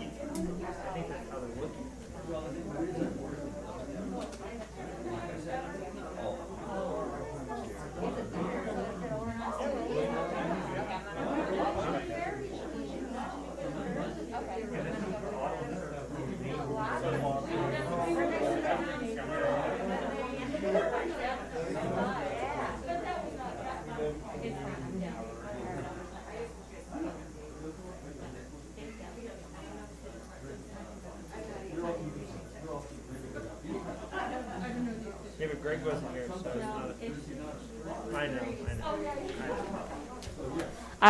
We were talking about something else. Okay, so we'll go ahead and get into this again. Okay, we're gonna open about our what am I trying to say? Bring our meeting back. Okay, so we're gonna go ahead with PC 2131, Vacation Home Rental Appeal for Saddlehorn. Good evening, Commissioners. This item is appeal of the Community Development Director's decision to approve a vacation home rental permit. There were 9 appeal applications filed on this application. And the VHR applicant are Andres Salerno and Razy Zambrano. The location is 75051 Saddlehorn Road. It's a half-acre parcel, and the land use designation is residential single family, 2 lots per acre, RS2. This is the map of the VHR location. And this is, the next map is the nearby VHR map. And again, these maps are dated because it takes a lot of effort to create these maps. This one, the appeal was denied. I believe the 10-day city council appeal may be up. Yeah, correct? that Okay. appeal period has passed. So this one should that one's be great. approved. This is a photo of the property. Nice. The appellants have cited the following reasons as basis for the appeal. Safety of children, decrease in property values, increased law enforcement activity, that VHRs are creating a lack of affordable housing. They're creating a commercial atmosphere in residential neighborhoods, and then the number of permitted vacation home rentals in the city. So again, all required documents for the VHR application have been submitted. The required safety inspection has been completed and passed. The applicant is in compliance with the requirements for the VHR permit, and there have been no complaints to code enforcement or the sheriff's department regarding this property. And therefore, staff's recommendation is to deny the appeal and approve the application for the vacation home rental. Thank you, Diane. Any questions to Diane?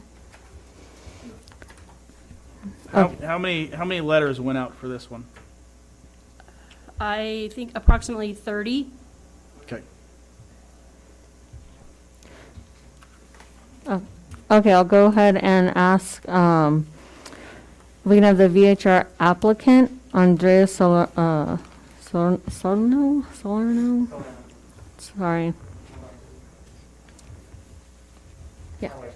Oh, no problem. Is it Racy? Racy? Yeah. It's Ricey. She goes by her middle name, which is Zarel. Maybe Oh. a little bit easier. They're both uncommon.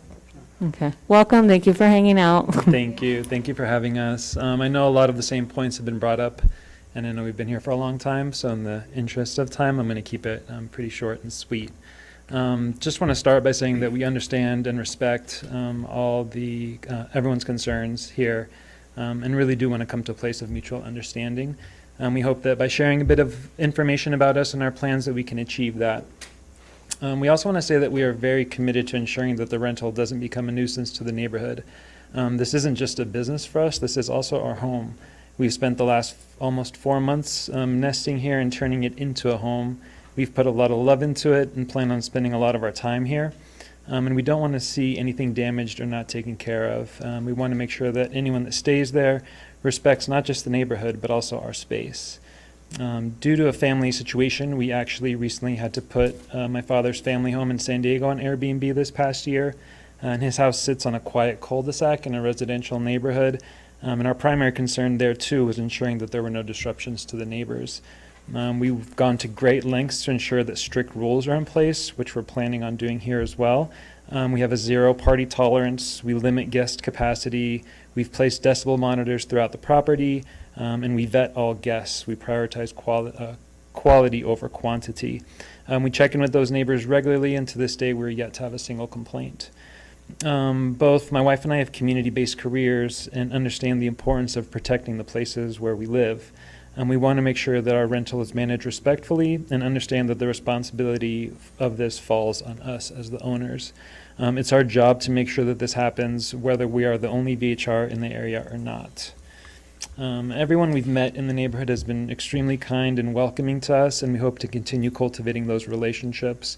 We've shared our number with those we've met and extend the same invitation to all of our neighbors. And if anyone's here, we'd love to talk to you after. We want to maintain open lines of communication. If there are any issues, we want everyone to feel comfortable reaching out to us directly. Again, care, consideration, respect, both for the neighborhood as well as for our home, are our top priorities. Thank you. Any questions for the owners? No? Okay, thank you.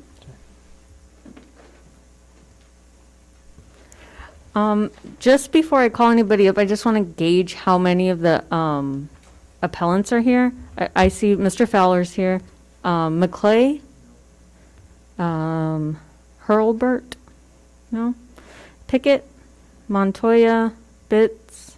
Connors? Peterson? Sedmak. Okay, it's just Mr. Fowler. I just want to make sure. Yeah, no, of course. Appreciate you guys hearing me again, and I won't belabor what we've talked about before, and it will be good to talk to you all afterwards. I look forward to that. I almost stayed home tonight, but out of respect for the process and my principles, I came here. And then I saw where I was at on the docket, and I almost lost my principles right away, to be honest, because I've gone through this once before. I can attest they're the quietest neighbors in the neighborhood. There's one property between us, and I expect no different from when they have their home rented out.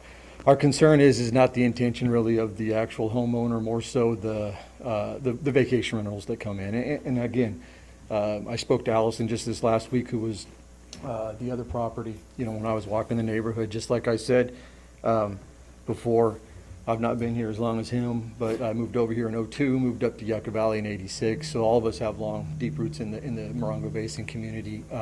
But I believe, first and foremost, we should all be ambassadors for our local community.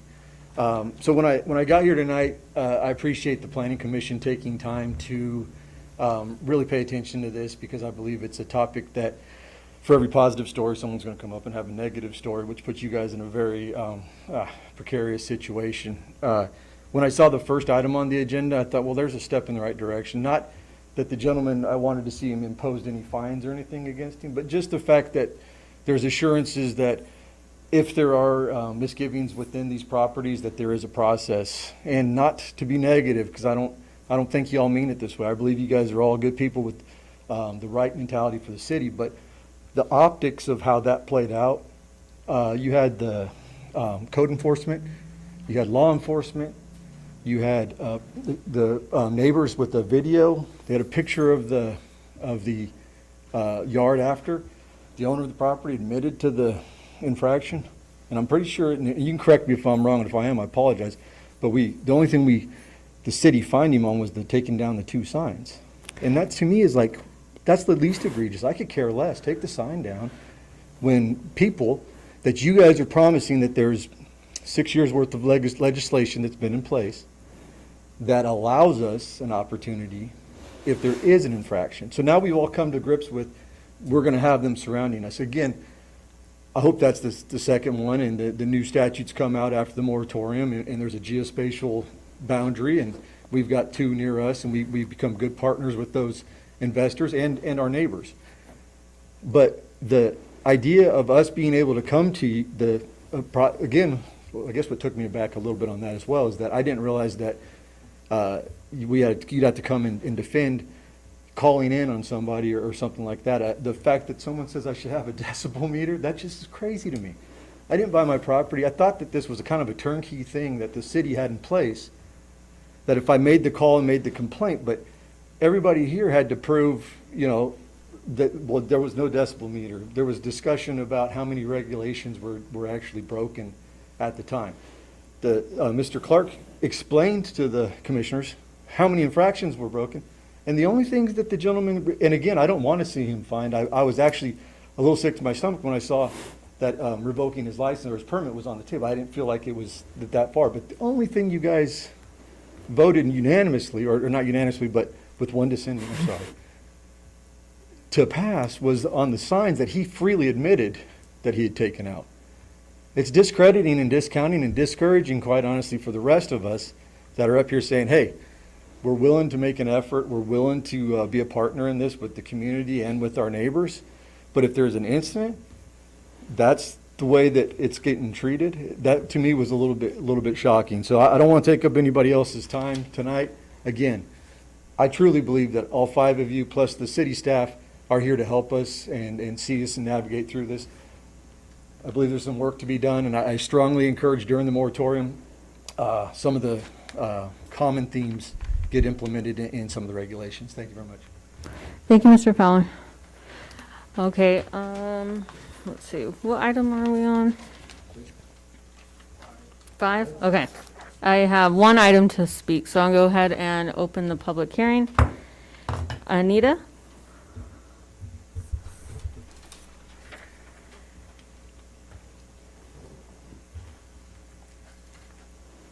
Sorry, excuse me. Good afternoon, Commissioners. My name's Anita Pecky. I'm a local resident here in 29 Palms. I also work for Desert Beacon, which is a property management company here in 29 Palms also. I'm here today on behalf of the PC 2131, located on 75051 Saddlehorn Road property. I want to say that Andres and Zorel are really wonderful people. They have 2 great dogs. I mean, just awesome little dogs. You know, they both believe in the same ethics and values and community balance as Desert Beacon.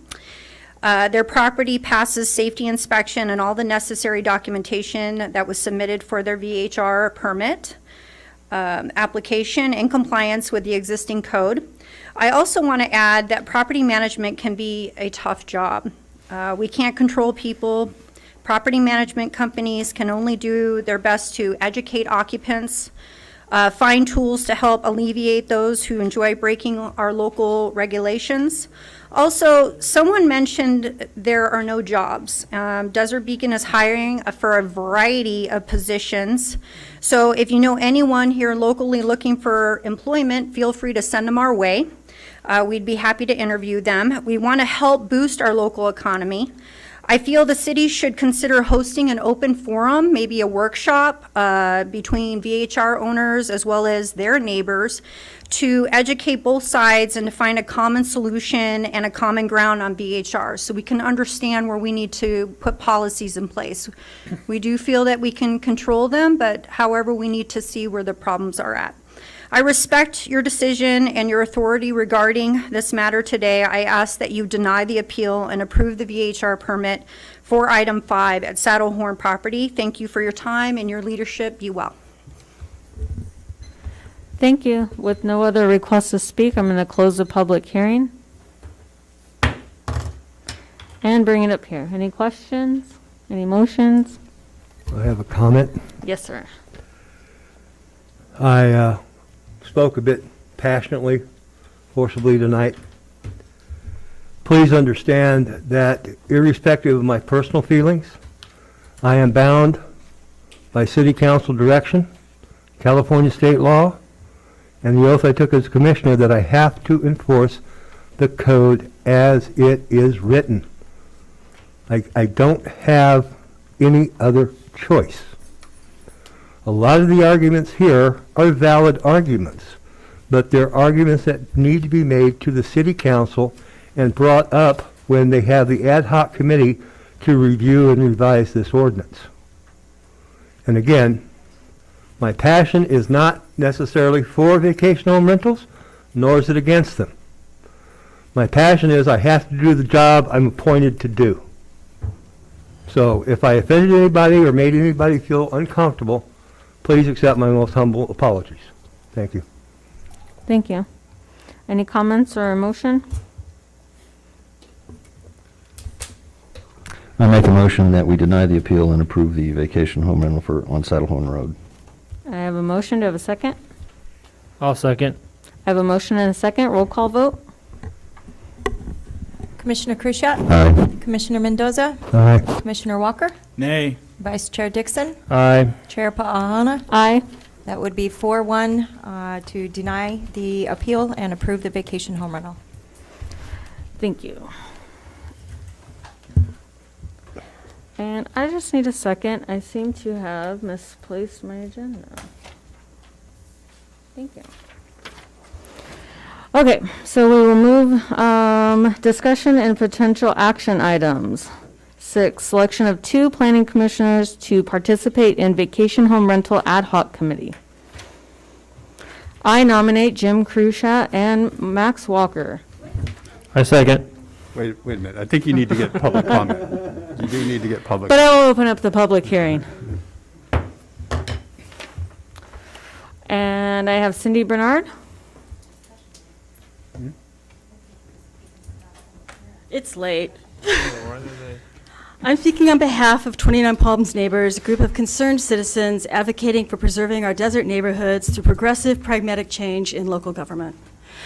I was going to address our frustration with the city manager and city council, ignoring the July 20th recommendation that you all made for an immediate moratorium, not waiting until the 24th. But it's late, so I'm not going to go there. But I am going to go to say that the correspondence that we had with the city manager on that issue was typical of the circular nature of some city administrative communications, and it can be very frustrating.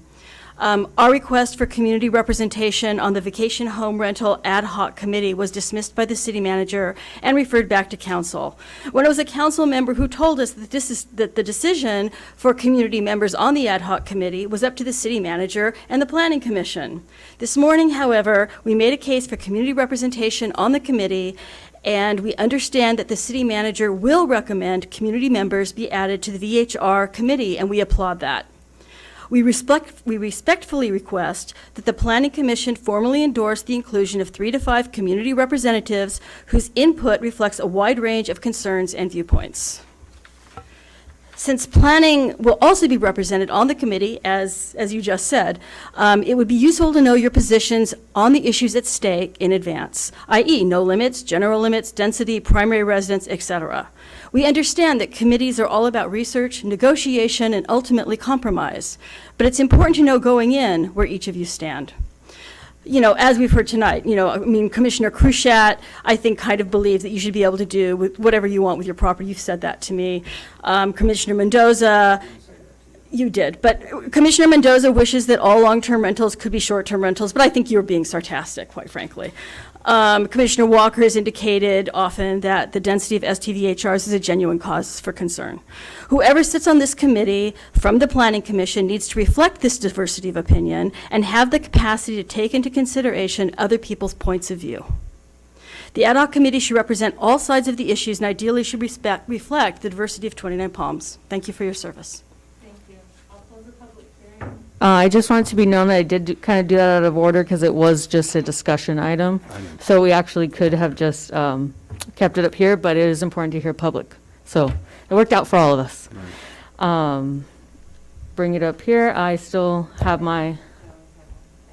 Yeah, this was like the big one I wanted to do. Oh, that's right. Good looking out. Okay, I'll open it up then. Thank you. So I'm just going to read the thing I wrote because last time off key didn't really work out that well. Hi, everybody. My name is Joseph Candelaria. I'm the current student trustee for Copper Mountain College, a small business owner, and a community activist. I was born and raised in 29 Palms. My father is a carpenter and multi-tradesman. I've watched him sweat his entire life to make ends meet out here. Now, when I say sweat, I'm not talking about the heat. I'm using that term figuratively. There's been so much scarcity in the field of construction locally the past 20 years that to work in construction was no guarantee of really anything. Something changed. People finally noticed that in our backyard is the most beautiful national park in the nation. That ultimately created a local boom for the first time in my life. And for the first time in my life, I'm watching my hometown grow. I'm watching my friends and family get better paying jobs, have a better quality of life, and it's due in part to VHRs and the economy that they've created. This isn't to say that I'm for no restrictions on them, but it is to say that the ad hoc committee created should have sitting members of the public. I do agree with you guys there completely. My fear as a 34-year resident is I will again watch Yucca Valley and Joshua Tree grow while 29 withers. Our children in our community deserve better schools. Compare the two high schools in the Morongo Basin. I said this earlier, I'll say the point again. One has a pool, a football field, and stadium lights, new sidewalks, and a generous parking lot. While the other has finally gotten funding for a football field my dad collected cans for when he was a kid. VHRs contribute quite a bit in tax dollars. Last I checked, less than 2% of available homes in 29 Palms were occupied by VHRs. Less than 2%.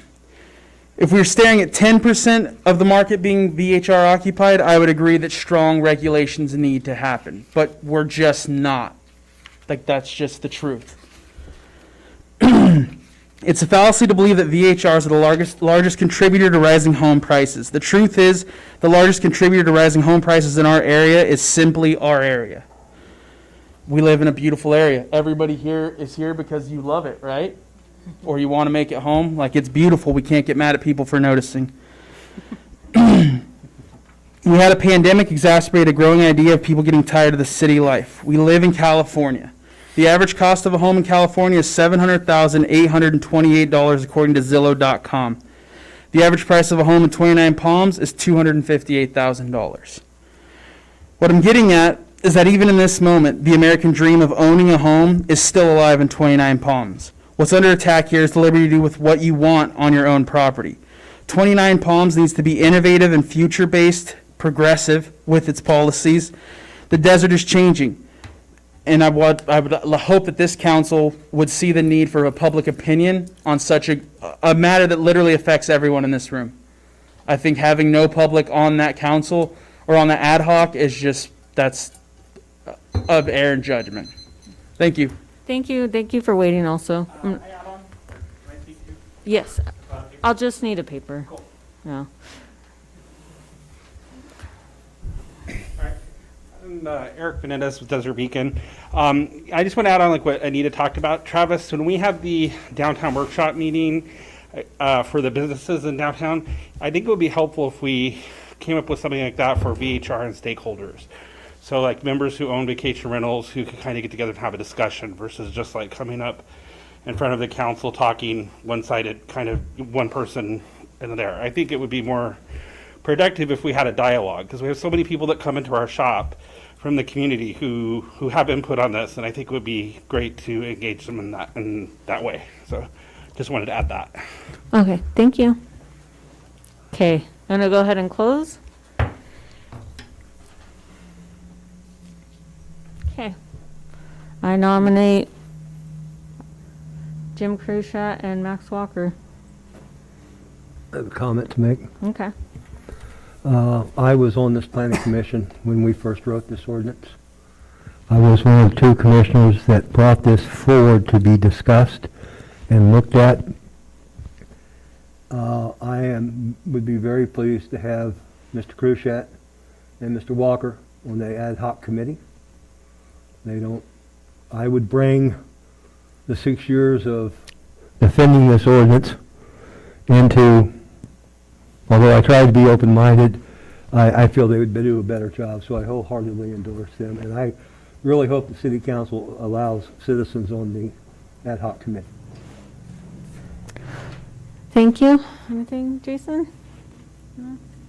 Just to clarify about our opinions on this matter, at the last meeting, we did kind of take votes on the key things that have been raised that want to be talked about. I think we all voted for how we felt about those individual items. So I think our opinion is kind of out there for record as to what we feel about the individual things that were discussed.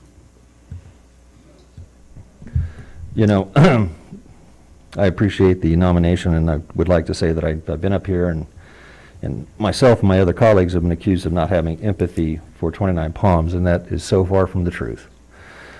I mean, I know everybody's been talking about their dates. I've been coming to 29 Palms since 1962. My grandfather homesteaded here. I had ice cream sodas at Kenny's. I had my grandmother buy me shoes downtown back when it was at. And My family has been paying taxes on property since 1929, so we're coming up to 100 years of property taxes. So we have a pretty big commitment to this community. I do mind being taken out of context in some things. I do have an open mind about the different ways we can do. I know this regulation can be approved. At the same time, I know that VHRs are a reality that we have to deal with. And thanks to the work that's been done in the past, we were ahead of the game that we can improve. Thank you. Thank you. Roll call? I don't think that it's necessary to do a roll call if, you already made the nomination and Anybody Greg said disagree? the same thing. So is everybody in Consensus, favor? Are we perfect. all in agreement? You guys are willing Yes. to take on the? Everybody, all in favor? So Say aye. All in favor? Aye. Okay. All in favor. Thank you. Thank you, Shelley. And Community Development Director updates. Okay, thank you, Madam Chair. And I just want to make a note on the moratorium and legislation there. Anytime legislation is introduced, especially this would be an ordinance, because it takes an ordinance to change an ordinance. There's a process. It doesn't happen snap within a week or a few days. First of all, the ad has to be written. The ad has to be posted. Our standard is 10 days, at least 10 days before the hearing. Then the ordinance has to be written, either by staff and reviewed by the attorney, or in this case, written by the city attorney. Then once that's done, a staff report is written to accompany the ordinance, and it gets written and published at least 5 days for the meeting. So there's a process. That's why it doesn't happen right now or within a week or a week and a half. There is a standard process that we have to follow. I just want to make that point. Thank you. Okay. And would you like to hear something that's not VHR? Okay. All right.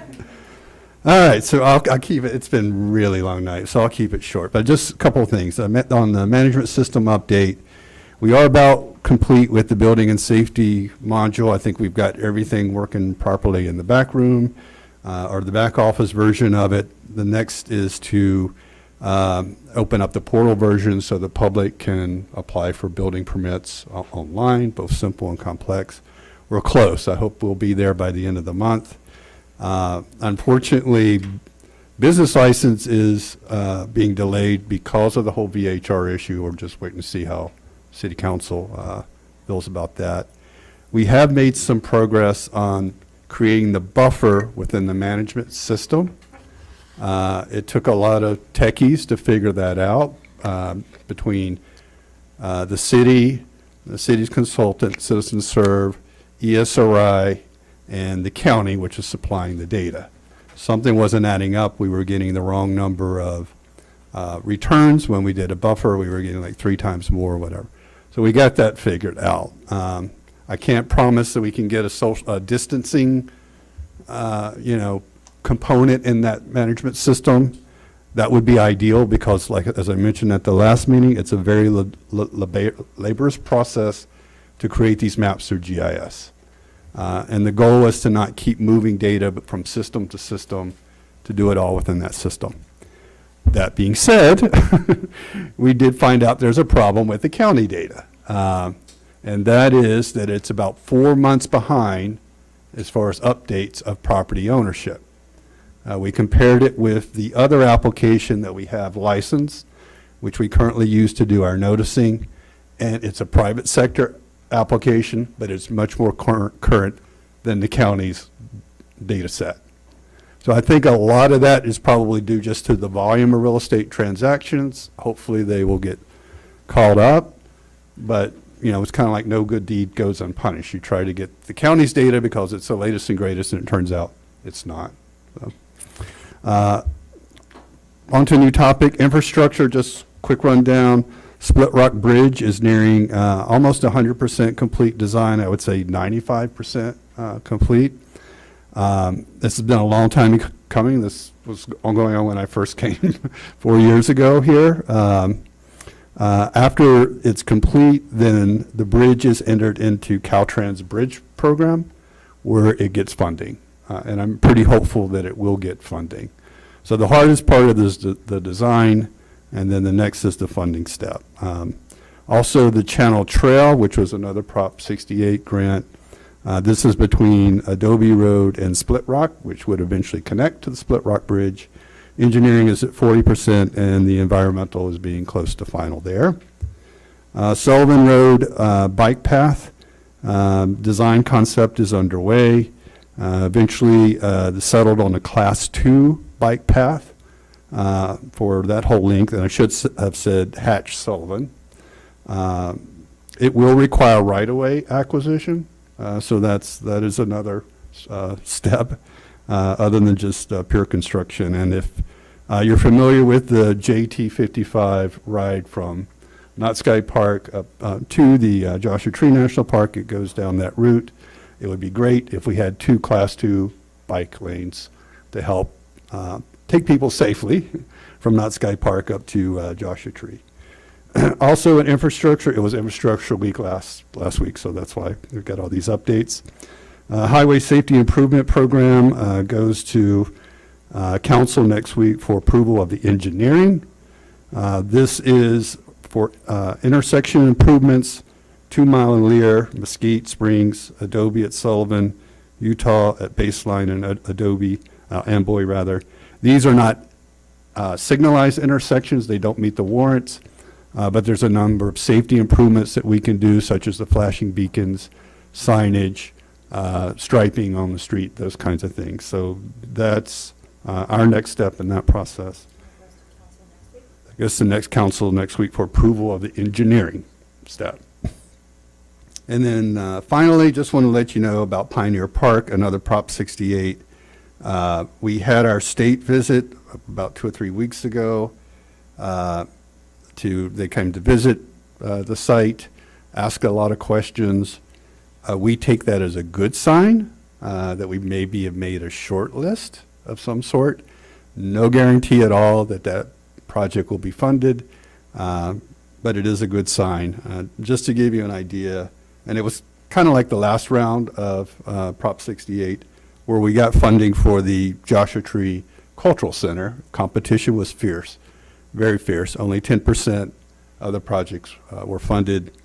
In this round, there are $400 million in funds available from Prop 68. The request was for $2.4 billion, so we're about at 10% or so. I do know the governor is adding $150 million into that pot, so that increases our chances a little bit. So that's kind of the updates that I have. I know it's been a while since we had one, and I know it's been a long night, but I felt I should bring you up to speed of where things were. Oh, thank you. We do not have a study session, and I'll go ahead and adjourn the meeting.